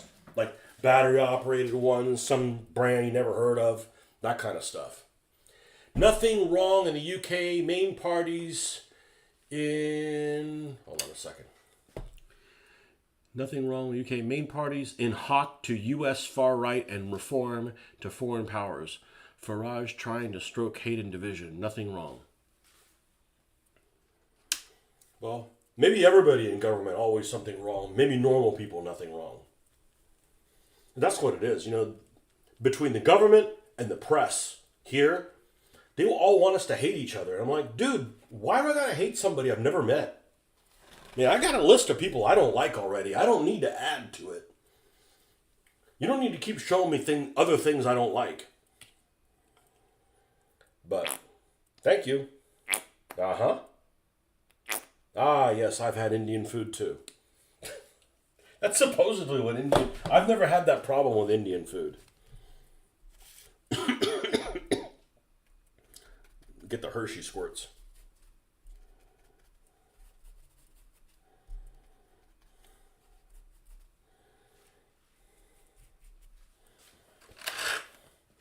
I'm against anybody who's into lie, cheat, and steal, which is probably everybody. Everybody in government. Not like, hey, it's my guy, and he kind of says stuff some of the times that I like, so I like him. I don't like any of them. Some of them less than others, but I don't like anybody.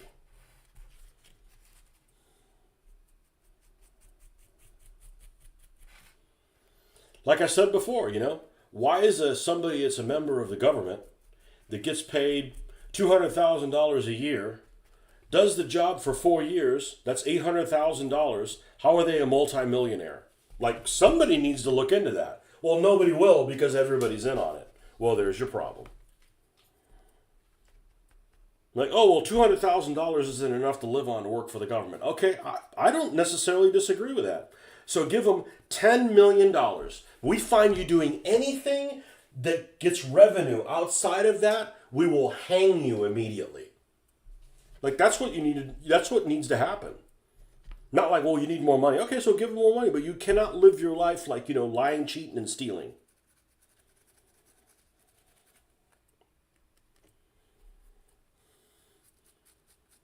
That's, fourth grade math right there. Maybe even third grade math. Maybe even second grade math.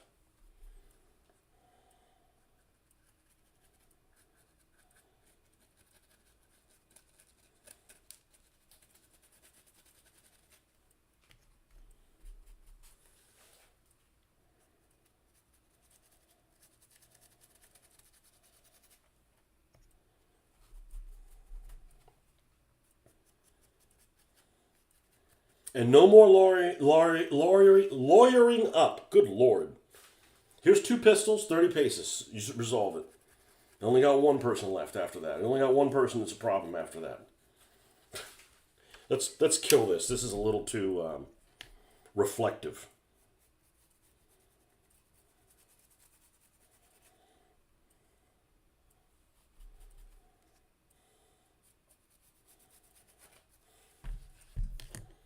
I guess we need more of the Hershey squirts here.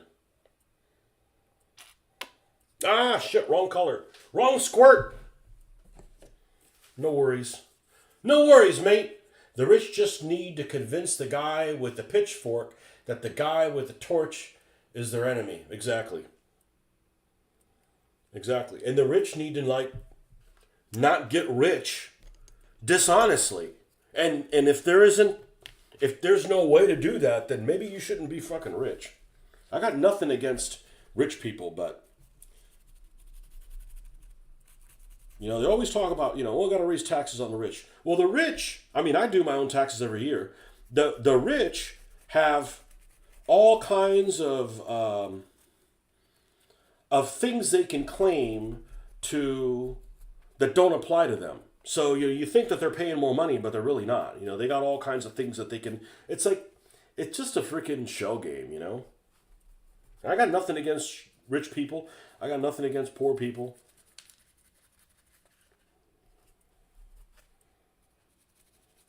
Just call it like I see it. What's up, Justin?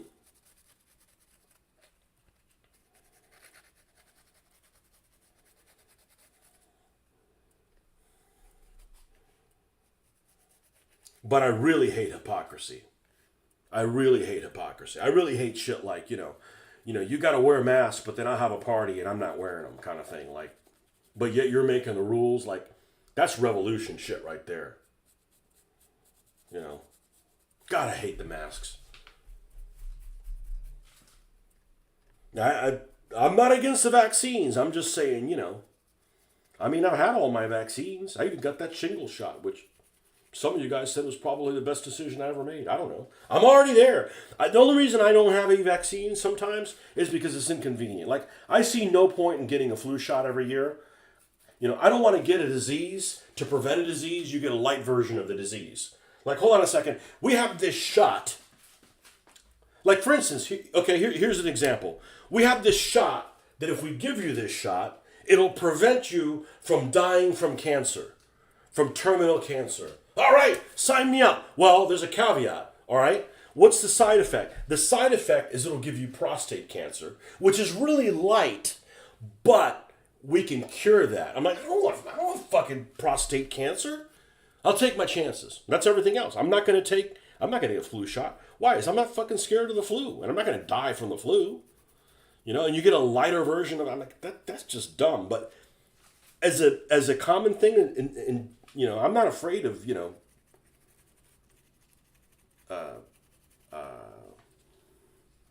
whatever you call them, injections, I just don't want you to tell you have to get one. Well, why? I don't tell you what fucking clothes to put on in the morning. If people want to get them, cool. But if they don't, that's cool too. I got them because I wanted to travel. Hopefully I won't die from it. I don't think so. Besides, I got all the coke, man. I got so much of this coke in my system, I can't die now. I won't die from that. I'll die from the coke. All right. Coke overdose. You never got the COVID vaccine. Yeah. I wasn't opposed to getting any vaccines. Vaccine was the word I was looking for. I wasn't opposed to getting any vaccines. I'm just against them saying you got to get it. Well, why? And then, after you get it, now you got to wear the mask too. Well, why the fuck am I even getting it?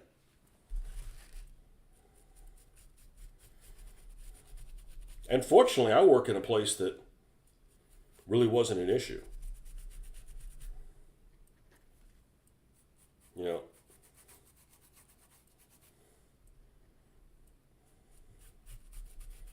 I hope we can move past that, but I feel like COVID really damaged. I feel like COVID really damaged the United States. It just really damaged the psyche of the United States. It really did.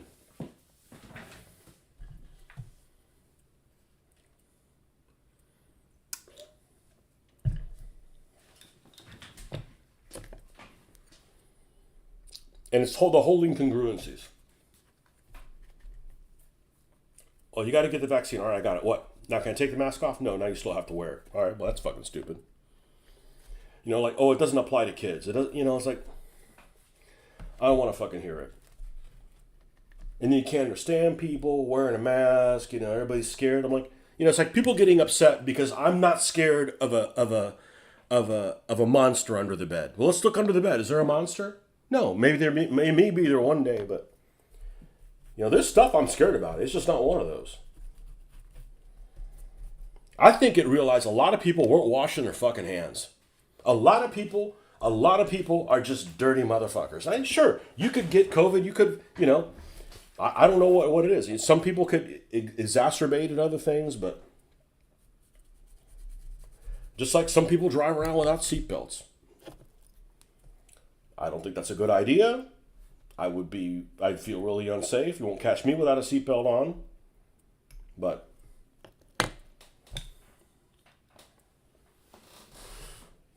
use MDF offcuts and bits from spares box and glue bases to put inside ruins rather than loose bricks.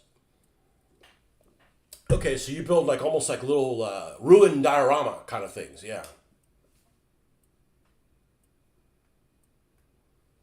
Yeah, and we're never going to get the prices back. We're never going to get the prices back. And it's not only the prices, okay? Because people will say, oh, well, the housing in Florida just exploded. Well, Florida always had low prices housing. Okay, fair enough, but it's never going to go back. That's why I'm never in favor of giving the government any kind of a tax ability to give them a tax hike, because you're never going to get it back. You're never going to get it back.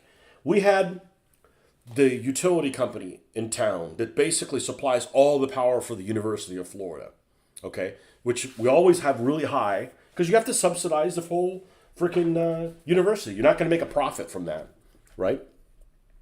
Anyhow, about 10 years ago, 15 years ago, they ran this big campaign. We need to conserve natural resources, and people need to use less power, and we're going to do this big campaign of how you need to save money on your utility bill. A little weird that the person who sells crack wants his crack addicts to do less crack.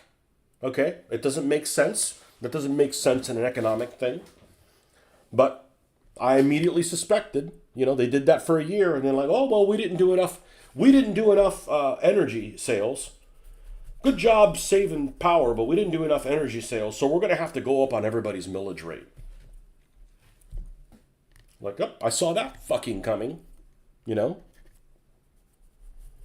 Just shit like that just, just drives you crazy. That's just, it's just wrong. Is it good to save electricity? Absolutely. There's no doubt about that. There's no light on in this house other than where I'm at. It just makes, stuff like that just makes sense. But then don't punish people for it. that I am really against what do you call it? Negative reinforcement. I am just that does not work on me. I grew up in a household where I wasn't a real good student when I was in middle school at all. And, I'd misbehave and shit like that. And there would always be other kids that were like, oh, somebody was a star student in school, right? And they would do something like, okay, let me give you an example. There was this kid that was in that I used to be playmates with when we were in the 70s, and he was like a star student. Well, he decided to drink and drive on prom, and got in a car accident, and supposedly there's four of them in the car, and everybody died except him. And when that happened, my parents gave me a ton of shit because so I wouldn't do something like that. Now, wait a second. The guy maybe was really good at school, had no fucking common sense to do something like that. So I was like preemptively kind of punished for things that I didn't do because somebody did something that wasn't my fault kind of shit. I'm like, so anything that's even remotely like that, I'm ready to take up arms against. Like that shit, busy work, the same thing, anything that's even remotely busy work, like, why are you doing this? Just because, oh, fuck you, we're going to war. Like, that kind of stuff just, like, sets me off. You'll read about me in the paper if it's anything like that.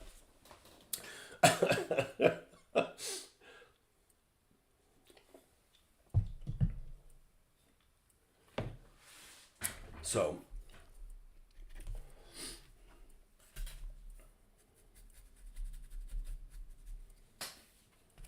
I've even said it before. I'm so annoyed by the COVID things. I've told my wife, I've been one of my rants one time. I told my wife, I need to get a time machine, find out when I'm going to die. If I'm going to live to 85 years old, backdate it and make sure I die before COVID ever happened.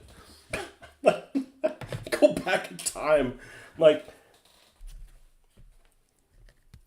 I don't think about it often. But, COVID happened. We got so busy at work. So freaking busy. And everybody's sitting around not going to work, getting paid. And I'm not saying I wanted to sit home and get paid, but I don't want people sitting around and like, I'm bored working from home. Sorry, no sympathy. Meanwhile, we're having to wear hard hats and busy and everything. It's like, all right, well, it's time to buy, and there's no fucking cars to buy cars. Like, because they didn't make any, just stupid shit like that. It's like, were we in a war or did we lose? Like, the hell happened, They should get rid of property taxes. They're never going to. It is ridiculous. You take somebody like, you're retired, okay? Like, let's say I'm 70 years old, I'm retired, and I bought this property, and it's never mine. It's never mine. It's never. Now, there are some things you have to do. So you can't have your kids come in and never have to pay anything. Because at some point, it does become a bit, I'm going to use the term, unfair. It's a little unfair that some people that are born into luxury never have to pay for some things. And some people who don't know who their fucking dad is can never buy a piece of property. So you got to do something, okay? But I physically paid this off. I live here, it's mine. But maybe if it passes on to somebody else, they gotta pay something, okay? It can't be like they live rent-free because people can never break the cycle. You're basically creating a caste system. Hey, I'm looking at this from, a common sense type of thing. I'm extremely libertarian when it is like, I don't want to pay for shit, but you got to have some balance. You can't just have people get a free ride. And some people that are like I said, you don't know who you're. There's some folks that are really hurting out there, and they need some help. But if they're not going to help themselves, well, sorry, But yeah, they're never going to get rid of property taxes.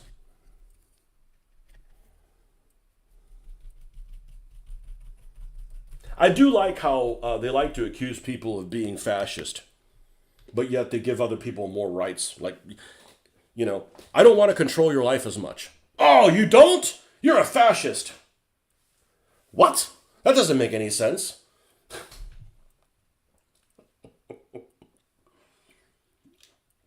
They're never going to get rid of. They're never going to get rid of it. They're never going to get rid of property taxes. They could quadruple how much taxes everybody pays, and they still wouldn't balance the budget. They still wouldn't. They don't care. They don't give a shit. And they want more money. It's like you have a kid, right? You have a kid, you give them $20. Okay, here's $20. You have this for the weekend. You're going to, Coney Island. Here's $20. I know you can't buy shit with $20 anymore, but hey, it's a round term. $20. You can have this. Dad, I ran out of money. What'd you do? I just blew $20. I need another $20. You don't fucking get $20. Your dad, if you had a decent dad, he wouldn't give you fucking $20 anyways. Like, sorry, you don't know how to spend this much. Why are we going to give you more? We need money to fix the roads. Well, what about the last money we gave you to fix the roads, and you're not fucking fixing them? You don't get more road money money. Your land is paid for. I still have to pay property tax. That's a crime. It's always been that way. I'm not saying it's right. A new expansion is coming out for cards. Air Supremacy or something like that. It seems like they already had a lot of planes in the game. Yeah, I don't know what it's going to be. Hopefully it's got more art. And a lot of the art, I don't know if you've looked at some of the art, it says who the artist is, and you'll recognize some of this stuff. Sometimes it'll be like Airfix Art or something like that, Hasegawa or something like that. I don't know if Hasegawa was any of them, but it's like from model kits.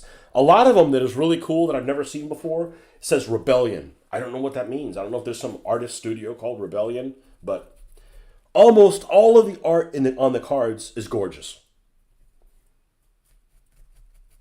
And I've said it before. That's why I play the game, to look at the art. And it's like, it sounds stupid, but maybe you get it because you've played it.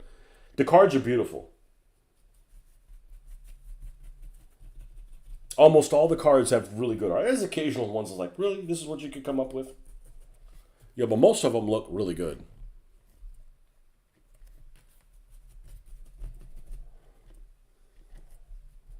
Well, I thought I'd be playing some planes by now, but this is really what I should be doing.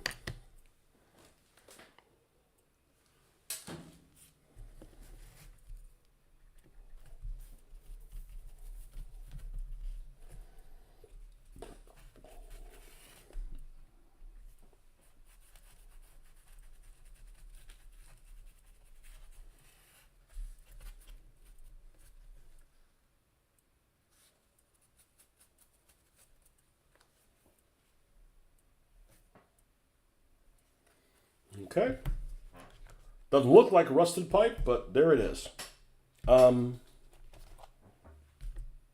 and we've done that one before. So we need this one and this one to do.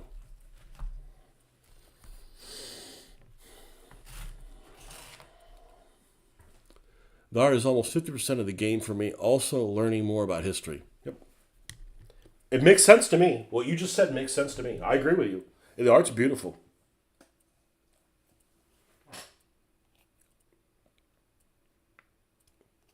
The art's beautiful. And I'm picky about art because man, if art is garbage, I'll be the first person to say that's garbage. I don't care whose feelings I have to hurt. If you like Picasso, I'd say there's medication for you, but there probably isn't. You can like it, but, not all artists are the same quality. Sorry.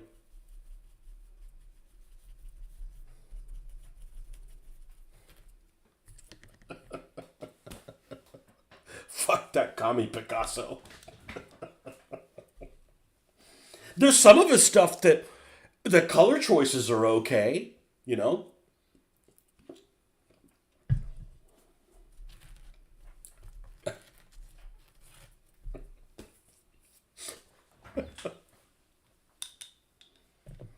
Yeah, the art is.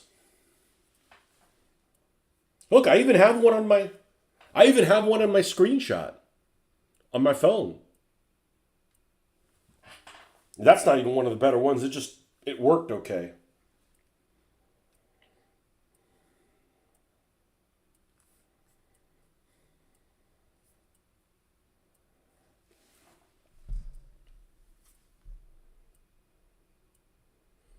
Beautiful oil painting stuff, man. Just really really cool. Air supremacy. Yeah, I don't know what they're gonna add. I mean, this is beautiful artwork. I mean, oh, it's a Polish hurricane. Right? Is a hurricane Spitfire? Looks like a hurricane to me.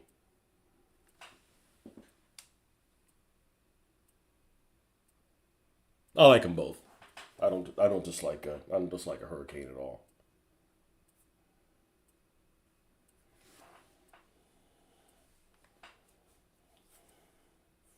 How many cards you got? There's a lot. I thought I had them all. Nope. Shit, I don't even know where to find what I have. I have 121 wild cards. I think I've only built like two of them.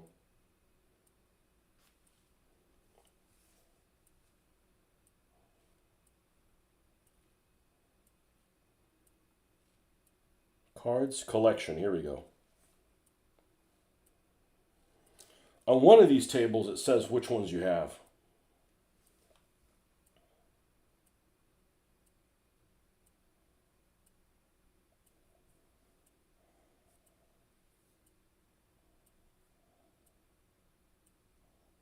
Yeah, this is a cool card right here. Who's this done? Rebellion.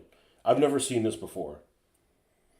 This looks like a German 150. It's got those like I don't know. It looks cool. It looks like something we would look at when we were a kid that had like toy soldiers in it, you know, and we'd like save our money for it. Be like, ask, can I please get these toy soldiers? The box looks really freaking cool, you know. And it didn't have to be wearaboo shit. This commie thing looks good too. A knocked out Panzer IV. Who's that one by? Rebellion. Alamy stock images. Okay. Well,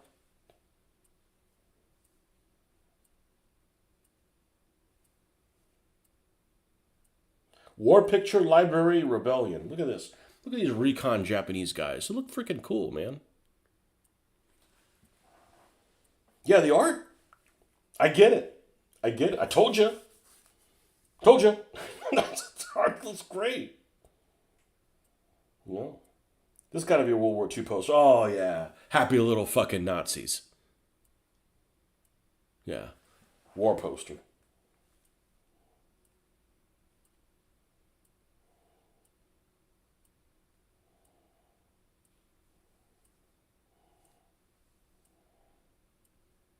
Look and learn.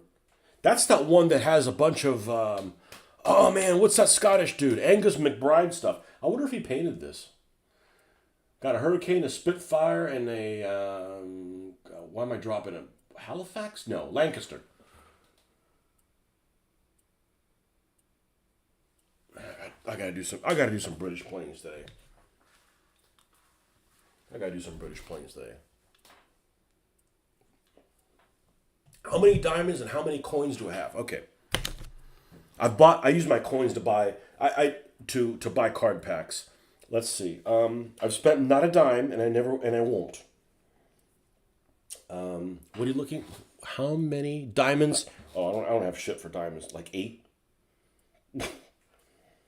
No, they may have given me 30, and I bought something a long time ago. I got 10 diamonds. 10 diamonds, 385 coins. All right, where do I go and see how many cards I have?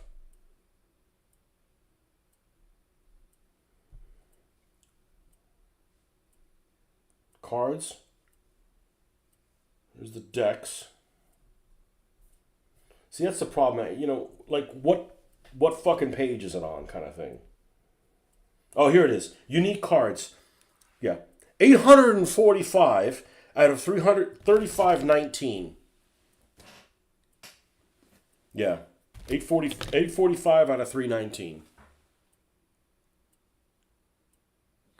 Now, you can tell that I've gotten a lot of them by playing the U.S. because 85. I'm already like level 86 or something like that with with the U.S. I got 26 German, 19 British, 26 Japanese, 21 Russians, and 86 Americans.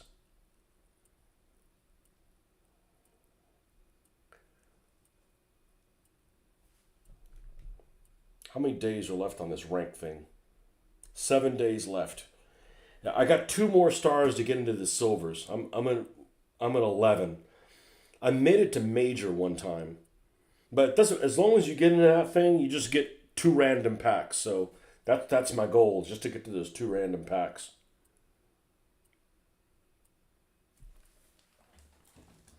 The only thing I don't like about the game is that some people just, oh, let me play the commandos. Oh, play them the same fucking way. Like, who wants to play the same battle over and over again, regardless of how much of a pain in the ass it is?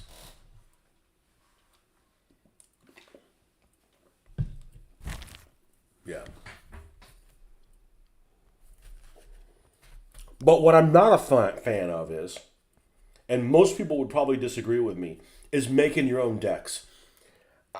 I'm not a fan of doing that. I am if it's one of those tournaments. Like, do you want this one or do you want this one instead? Okay, pick one. All right, what's the next one? You want this one or this one? That's okay. But just taking all of your cards, and it just seems like I'm doing a lot of pre-work to compete with people who aren't going to do that, and just threw a bunch of money at it and got these super decks.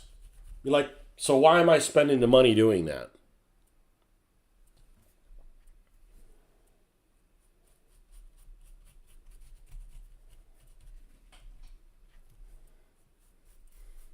My favorite card, there's a couple of them that I'm a big fan of. One of them that I'm a fan of is the one where it's a British card that basically takes their cost and turns it into their attack value, and takes their attack value and turns it into their cost. So, you could turn a tiger into like 8 attack to a 3 that costs 8 to move. It's like a real fuck your buddy kind of thing. Some people really like the one that make your troops routed. Like, oh, you turn all your troops into a bunch of 1/1s. Well, I send those 1/1s back into battle, and they can get killed. They can get out. They can get out of my deck. I don't want those cards in my hand. Get out of here. I like that one. I like the USS Missouri, where it can attack somebody in the center zone and retreats the other guys beside them. You have some badass unit that moves into the center zone, just eliminate them. It only costs 3 too. Like, boom, gone. See ya.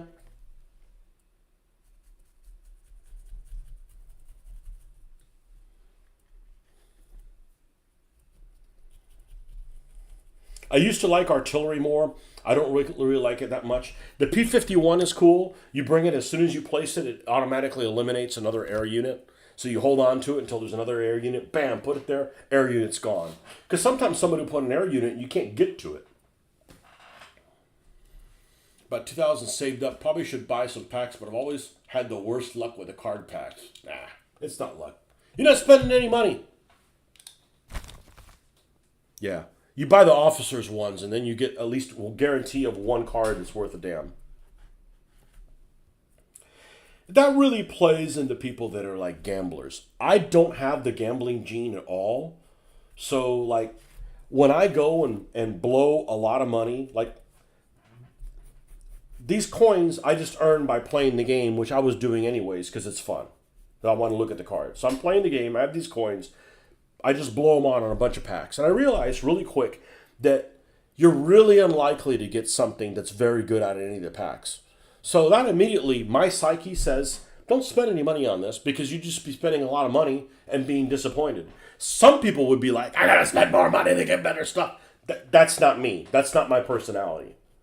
And I think that's a personality issue. As soon as, you gamble and it doesn't pay off, that's an immediately wake-up call like, yeah, why would you spend money on this?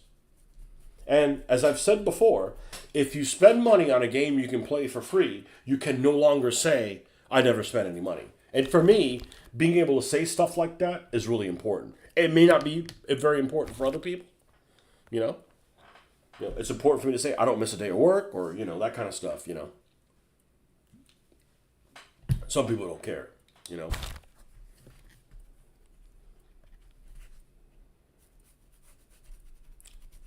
Some people don't hold themselves down. You know, some people are like, I mean, I could say I've never slept with a man. Some people may not care. You know, fuck it. To use an extreme example,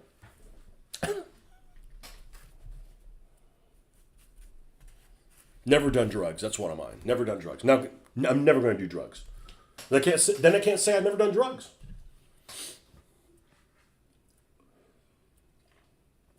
You know what I mean by drugs.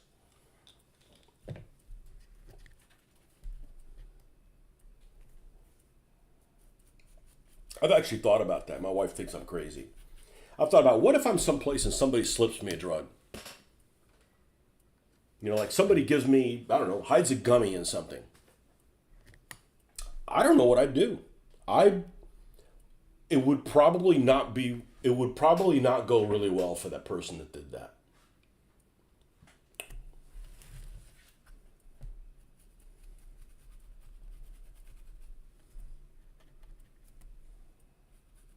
Don't take my drug virginity away from me.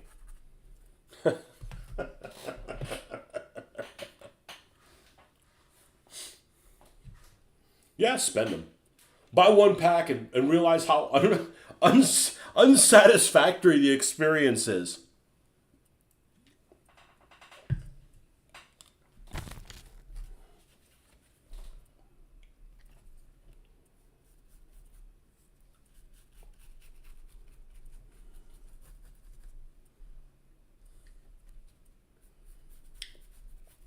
Don tells me all the time, hey, you should buy a premium account. It only costs this much to play the War Thunder. I said, I can't, because then I can't say I never bought a premium account.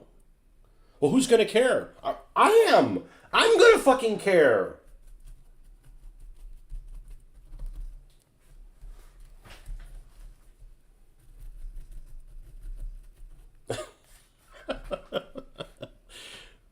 Might just feel like painting a lot depending on how strong the gummy is. Sometimes they take 45 to 60 minutes to kick in. Yeah, let's hope that doesn't happen.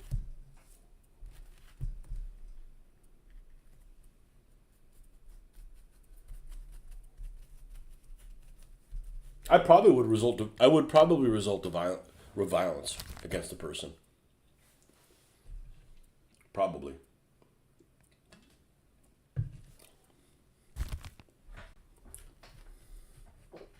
No, if I had something like, cancer or something like that, like you're gonna fucking die and you're in constant pain, all right.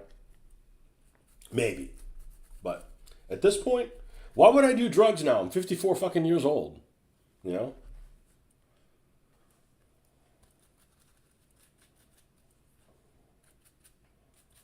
Why would you cheat on your wife? Just shit like that. Just like, you gotta hold yourself to something better, Even if it's just stupid,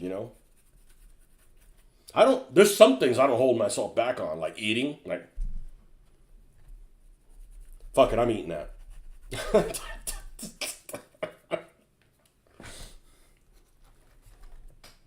Maybe not at the fucking Chinese restaurant, but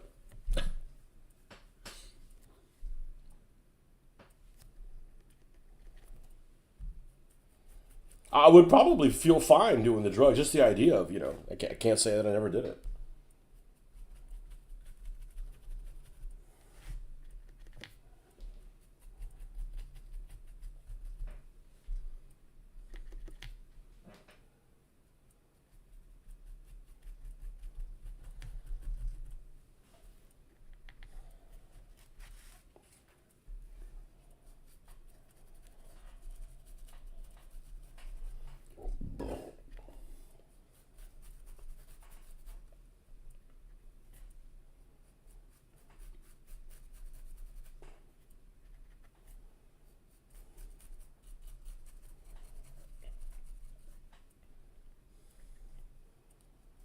Everybody has hills that they're willing to die on, and I certainly have them.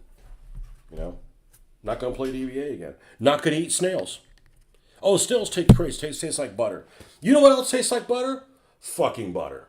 Like, no, that's not a principle. I'm not eating snails. I'm not eating those ants or whatever the shit. We're in Mexico. Like, oh, we eat ants. They're delicious. I ain't eating no fucking bug. on purpose. Like, if you're on you're on a moped and one goes in your mouth, well, that's not really the same thing. Okay? I'm not eating fucking bugs.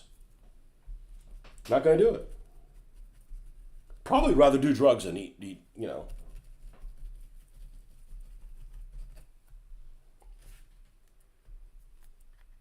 And if I had to do drugs, I'm not doing pot. If somebody holds a gun to my head and said, you have to take a hit of something, I'm not doing marijuana. I'm doing coke.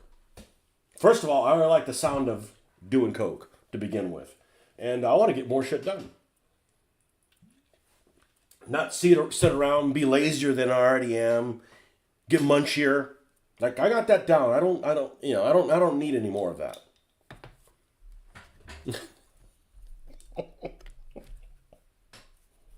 I'm dead serious too. I don't want any trouble. I'm doing coke, man. Let's get it done. See, I got 13 years left of work or something like that. Let's do it all in one afternoon. And then we can coast.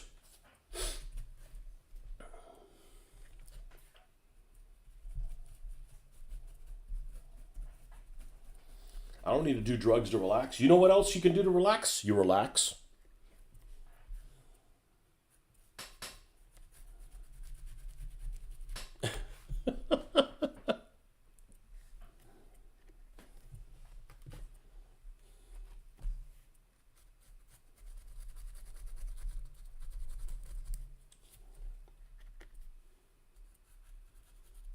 What were those World War II uppers called? Not methamphetamines. I mean, it's some kind of a methamphetamine, but what's the name of it? The uppers.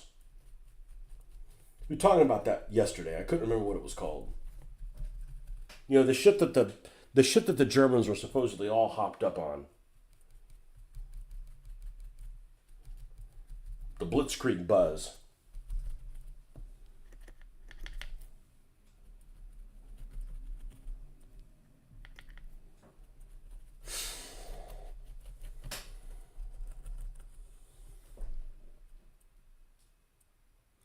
Coke sucks. You only want more when you do Coke. No one's ever satisfied. I know I'd want to do all the work for 12 years and then I can chill out.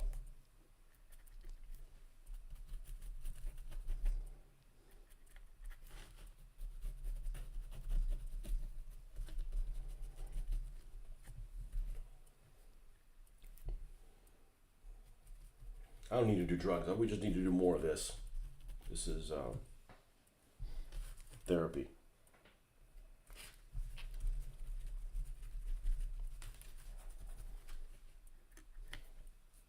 Yeah, send me that link if you Hata Hattori or whatever his name is.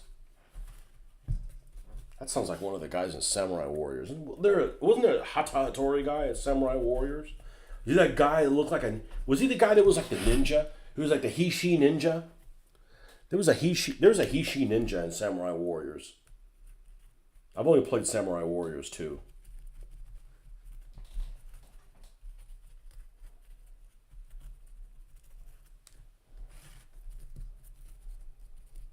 He looked a little bit like, oh man, what was that guy from Battle of the Planets? Zoltar. Is that what his name is? Zoltar?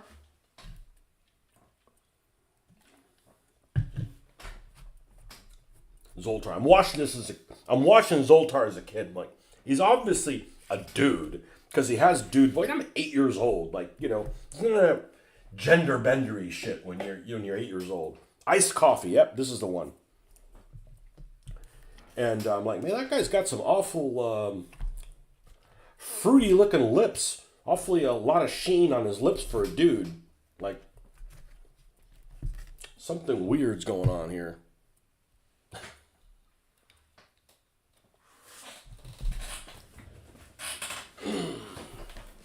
All right, rinse this thing out.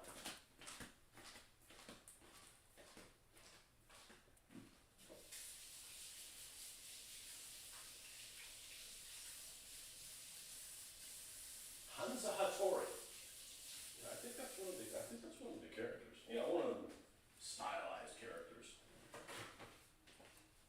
And the Honda dude. I remember the Honda dude's a big dude. He's got like this helmet that has these.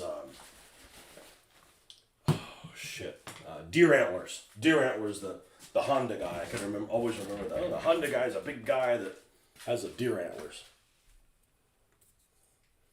Yeah, so the channel is nothing super exciting, but it has all the stuff you need to paint a Jap infantry. I'm used to having a channel is not. I know what a channel is not very exciting, like my channel.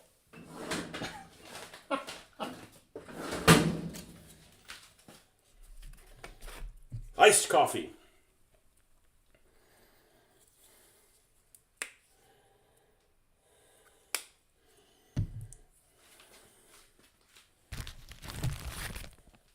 Man, you've been on here a while, man.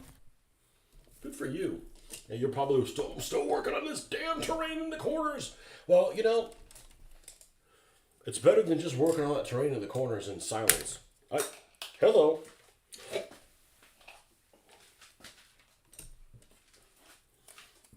I can't do this and just be in my thoughts. It's just too damn boring. It's just too damn boring. No, this is all ate up and gone to shit too. Let's try this one.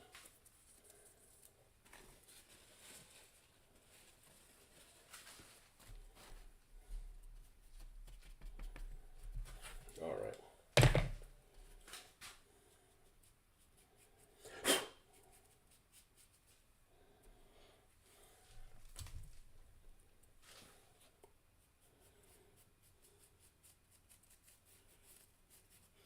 It's funny, this has a smell.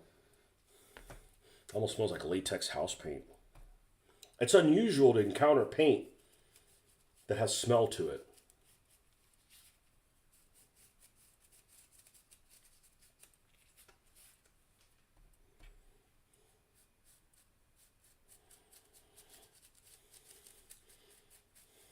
Well, there's no Pacific areas that have this kind of a ground texture on them, man.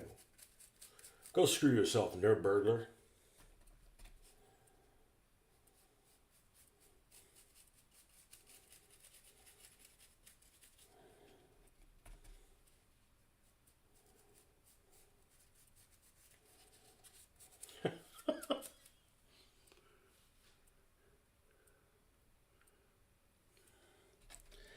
Damn Chinese project.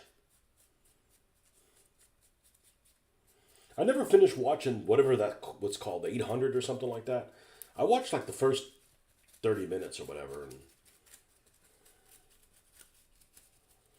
it's hard to sit there and just let things happen when you're used to like making things happen. Whether you're playing a game or a video game or creating terrain or doing something, it's hard to just sit back and just vegetate. I'm not a big fan. All right, let's compare this to this. Let's see, make sure that we're in the same ish. Yep.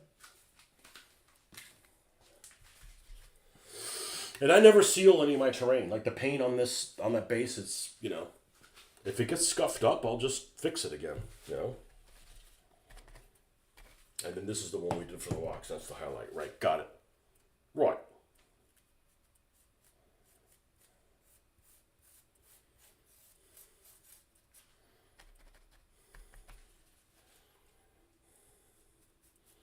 Damned Chinese project.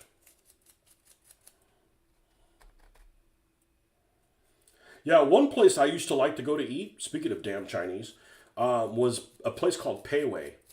And it's basically P.F. Chang's fast delivery place. But even that place went to shit too. They used to have a couple things on there that was spicy. Oh, they ditched those. They don't have those anymore. And stuff got expensive. And, well, we don't have one locally anyways. But it was one of those things that when I would travel to Miami, I'm like, let's go to Pei Wei. Because it was, relatively inexpensive. You got a lot of food. It wasn't, I was going to say drab tasting, but, it wasn't bland.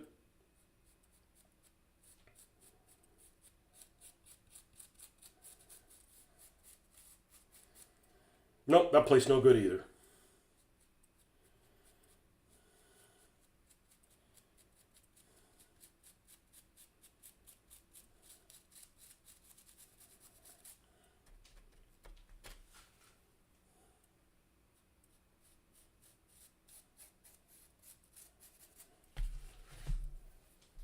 told Don, only guys I'm not playing the Chinese. It's not because I don't like the Chinese. I don't like the current Chinese. I love all the ancient Chinese shit. Especially like pre-20th century. Pre-20th century Chinese stuff is cool.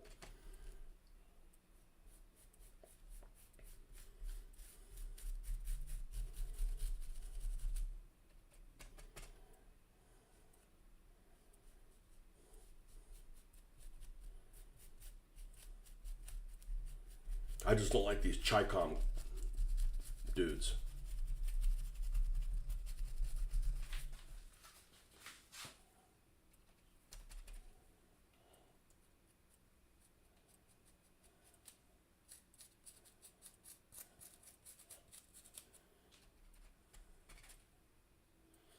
You got any Chinese figures yet?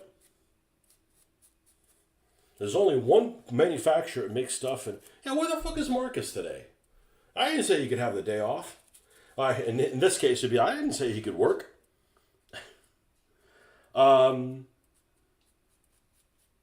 Caesar.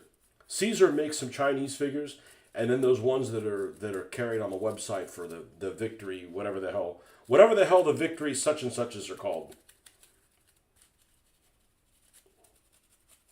That's some guys with like bladed weapons and stuff like that. Man, you show up to a gunfight with a machete. It's like, well, you got to mix it up.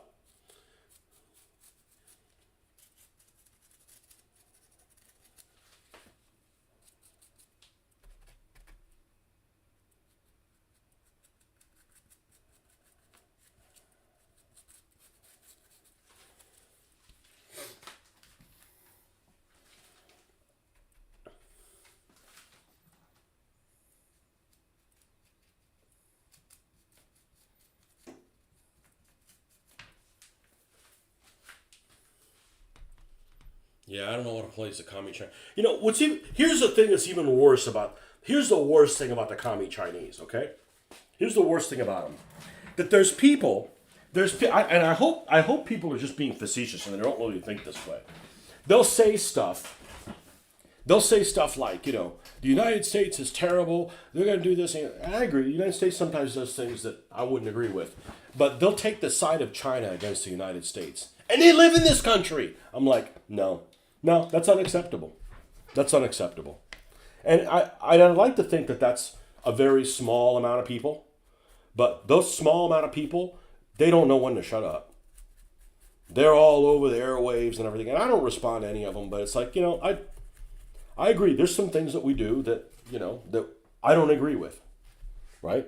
They didn't ask me if they could do them. They just decided to do them in the name of the United States. But to take the side of China being like better than the U.S., no, absolutely unacceptable. Nothing against the Chinese people. There's people that are just working, trying to keep their head down and not get sent to a prison camp, okay? I get it. They're just trying to survive. I'm talking about the puppet masters. That 172nd scale site has some Chinese I just can't find a review of their stuff due to their stupid name. Yeah, it's because they can't decide whether or not they're one thing or the other. And actually, I like that rising sun Chinese symbol. I do. The nationalist one. And I get it. The nationalist Chinese did a lot of bad shit. And, Chiang Kai-shek wasn't a choir boy. I get it. Okay? But there's no reason to go to the other extreme.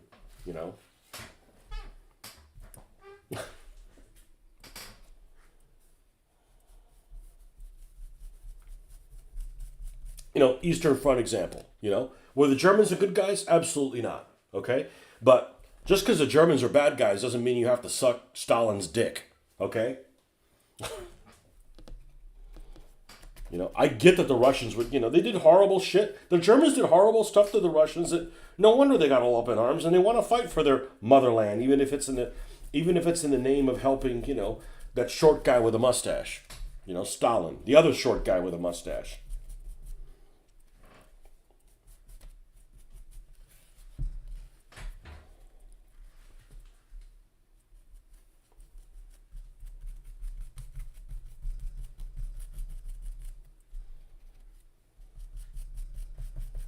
So I got no problem playing Soviets. I just don't want to play Chi-Coms. Which is funny because I have a Chi-Con Navy.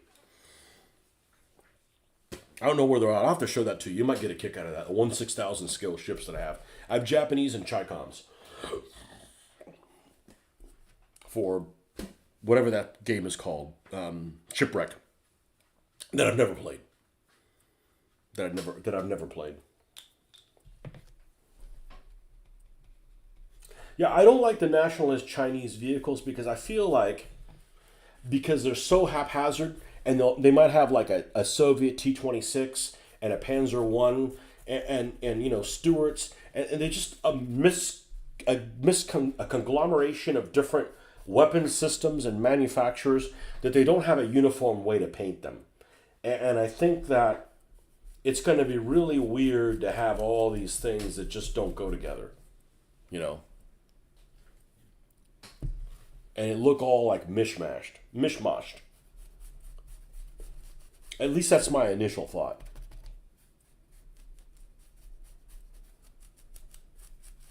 But I think Chinese versus Japanese is a great combination of forces. I think that you could have a lot of fun with that.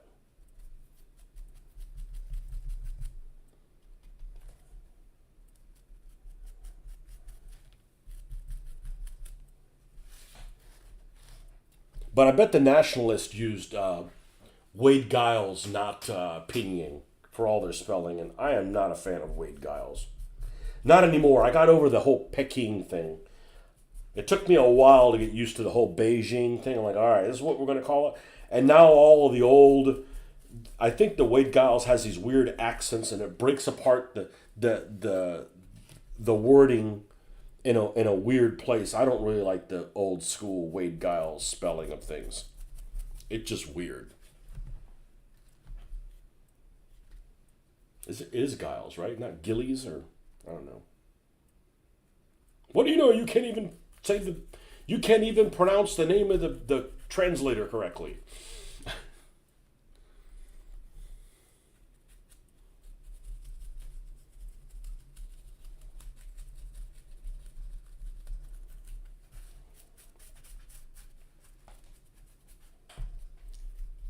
I think after we're done with this, we're going to stop. We'll do the rocks at a later date.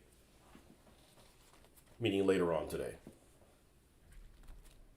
Because that's the problem with doing this, is it consumes all your time. Like, I've been on here, 4 hours or something like that? And it just seems like it's been 30 minutes. Almost 4 hours. Yeah, I'm like, makes my weekend go by too quick.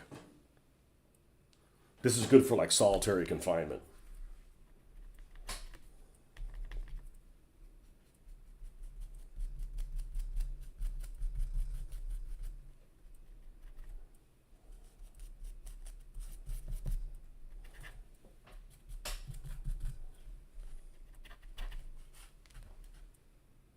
Soviet versus Japanese, not very fair. Certainly not in 45.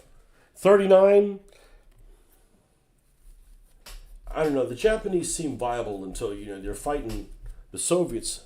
And the land in Manchuria is pretty open. And Japanese in the open, not a good combination. Not a good combination. But it would be unique. But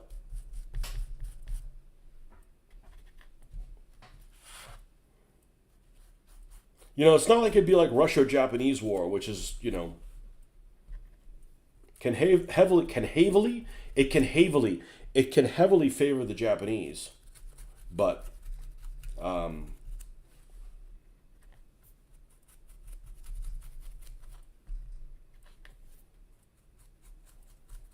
Polish-Russian might be okay, but that only lasted like a week, right? I mean, they didn't attack at the same time. I mean, the Germans invaded Poland and it lasted 3 weeks. So I have a feeling that the Russian join in probably lasted only about a week.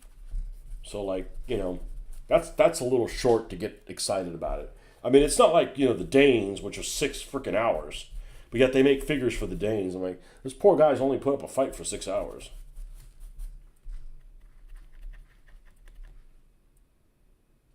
I'm into Sunday Blue territory? Not yet.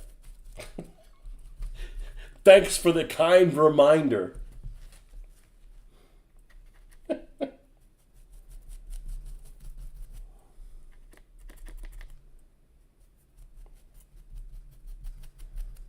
Maybe if I hated being at home more, I wouldn't hate going to work. Sorry, I like being here. I like doing this.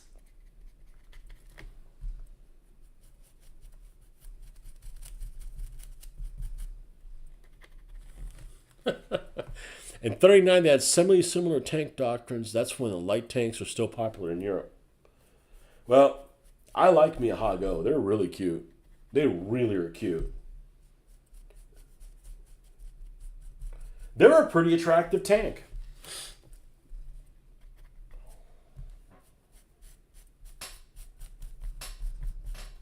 But the Japanese army definitely had the shitty end of the stick when it comes to the services. Because the Navy stuff's pretty modern. So this is one thing I forgot to talk about the other day. We were talking about the Japanese. It occurred to me recently, I never really thought about it, the whole pagoda mask. I'm like, if radar hadn't been invented, the pagoda masks are really like advantageous. Like you could see farther, you know. Now, the radar just kind of, you know, not really an issue, but the pagoda mask.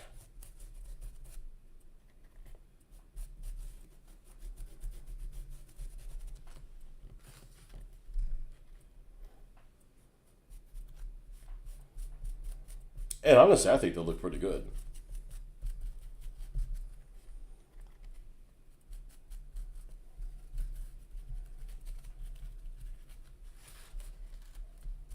Radar is another one of those things that ruins war games, along with aircraft carriers.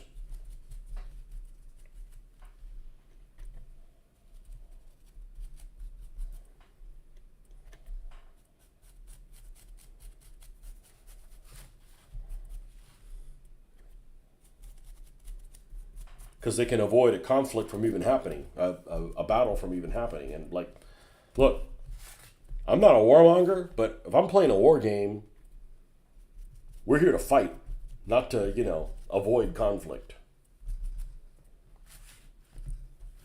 Okay, I think we're going to put a second layer on this outcropping thing.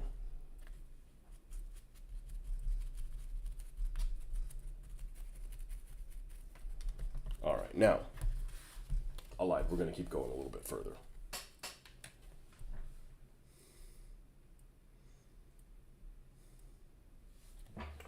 All right. Now we get into the rock stage. So we're going to ditch.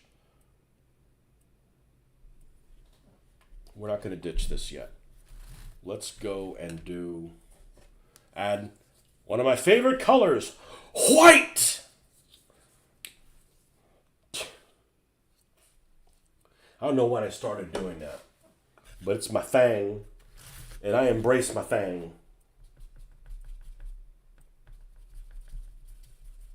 Add some white to this. I think there's another one that has an outcropping. This might be the only one.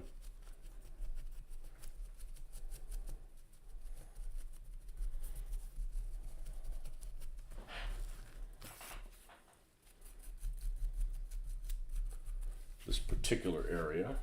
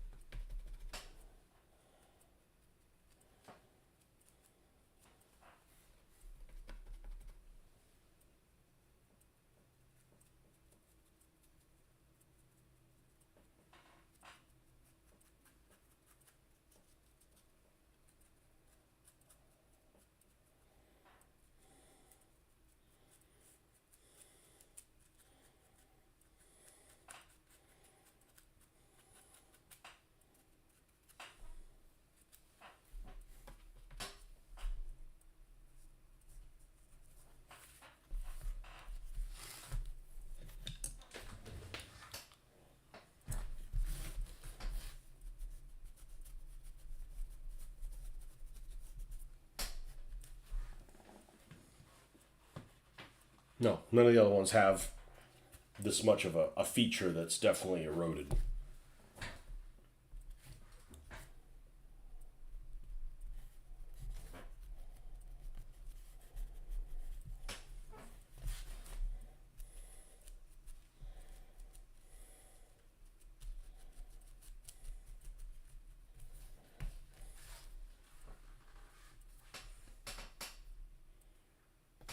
All right, man. Thanks for stopping by.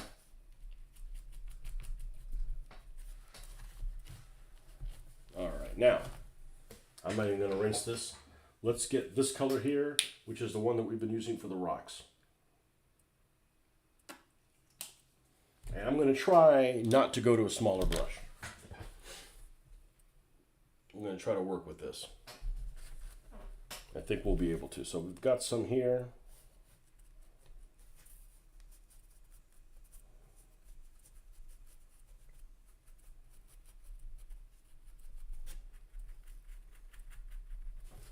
Remember, a lot of this is just covered by palm trees anyways.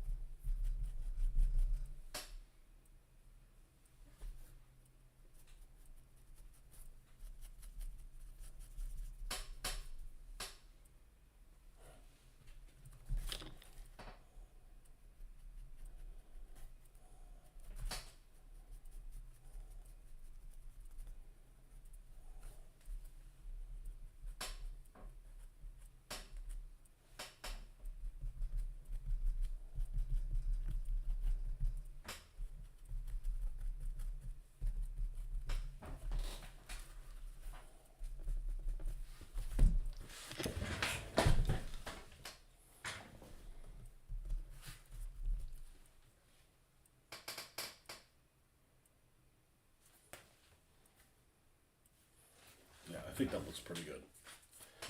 I think that looks pretty good. Yeah, fuck it. Let's do all the rocks then.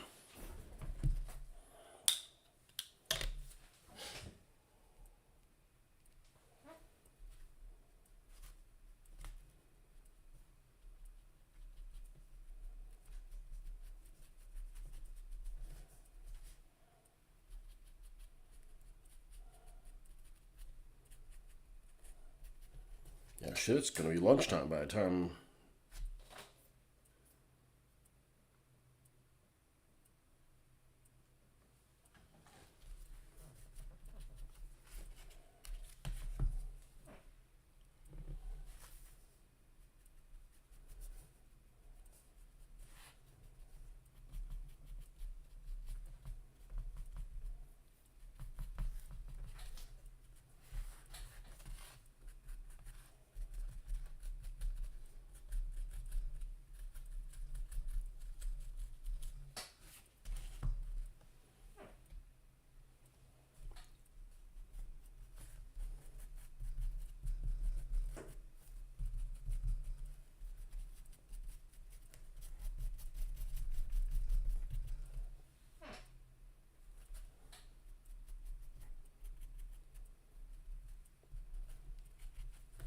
Okay.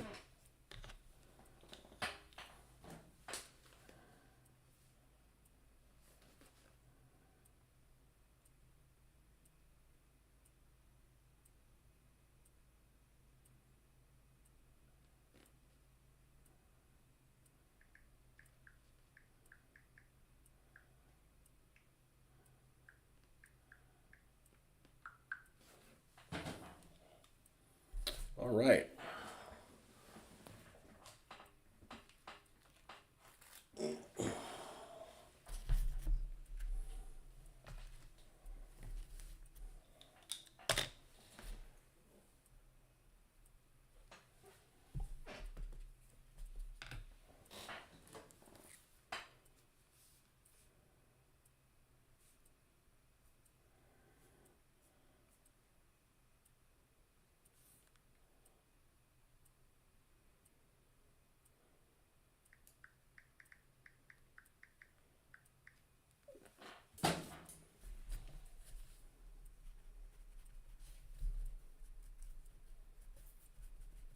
Yeah, I could go in there with a more detailed brush, but I like some of this being impressionistic to a degree. Adding a whole lot of detail on that level isn't going to really be that worth the trouble that it creates to do it.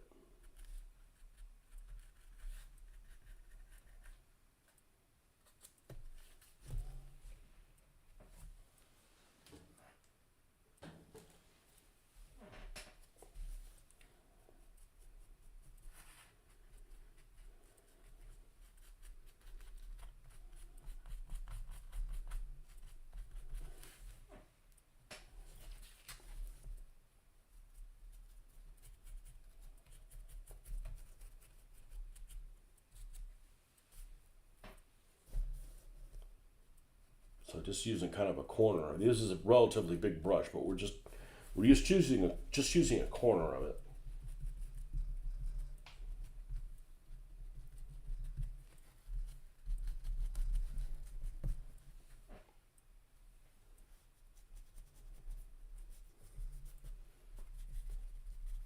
That's what, using a brush like this really wears it out because you're going over rough surfaces. I mean, this is like little bits of granite, literally, these rocks are. And they held together pretty well with the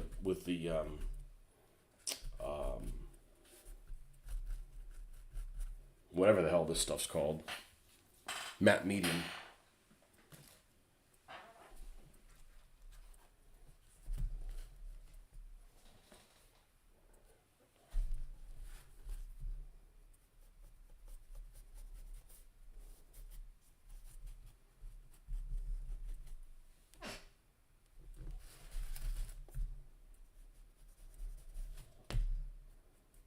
There's some little rocks here.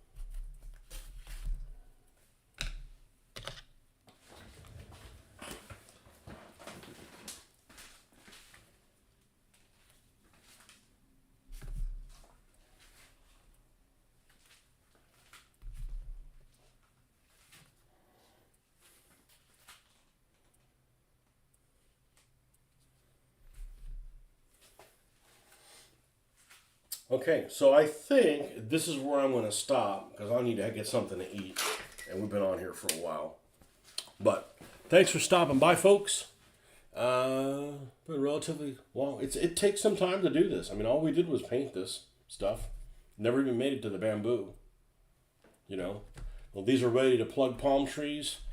I'm probably going to plug them in online. I'm not going to do it after the fact. So, if you want to see me poke palm trees into things, I'll be back on here maybe later on.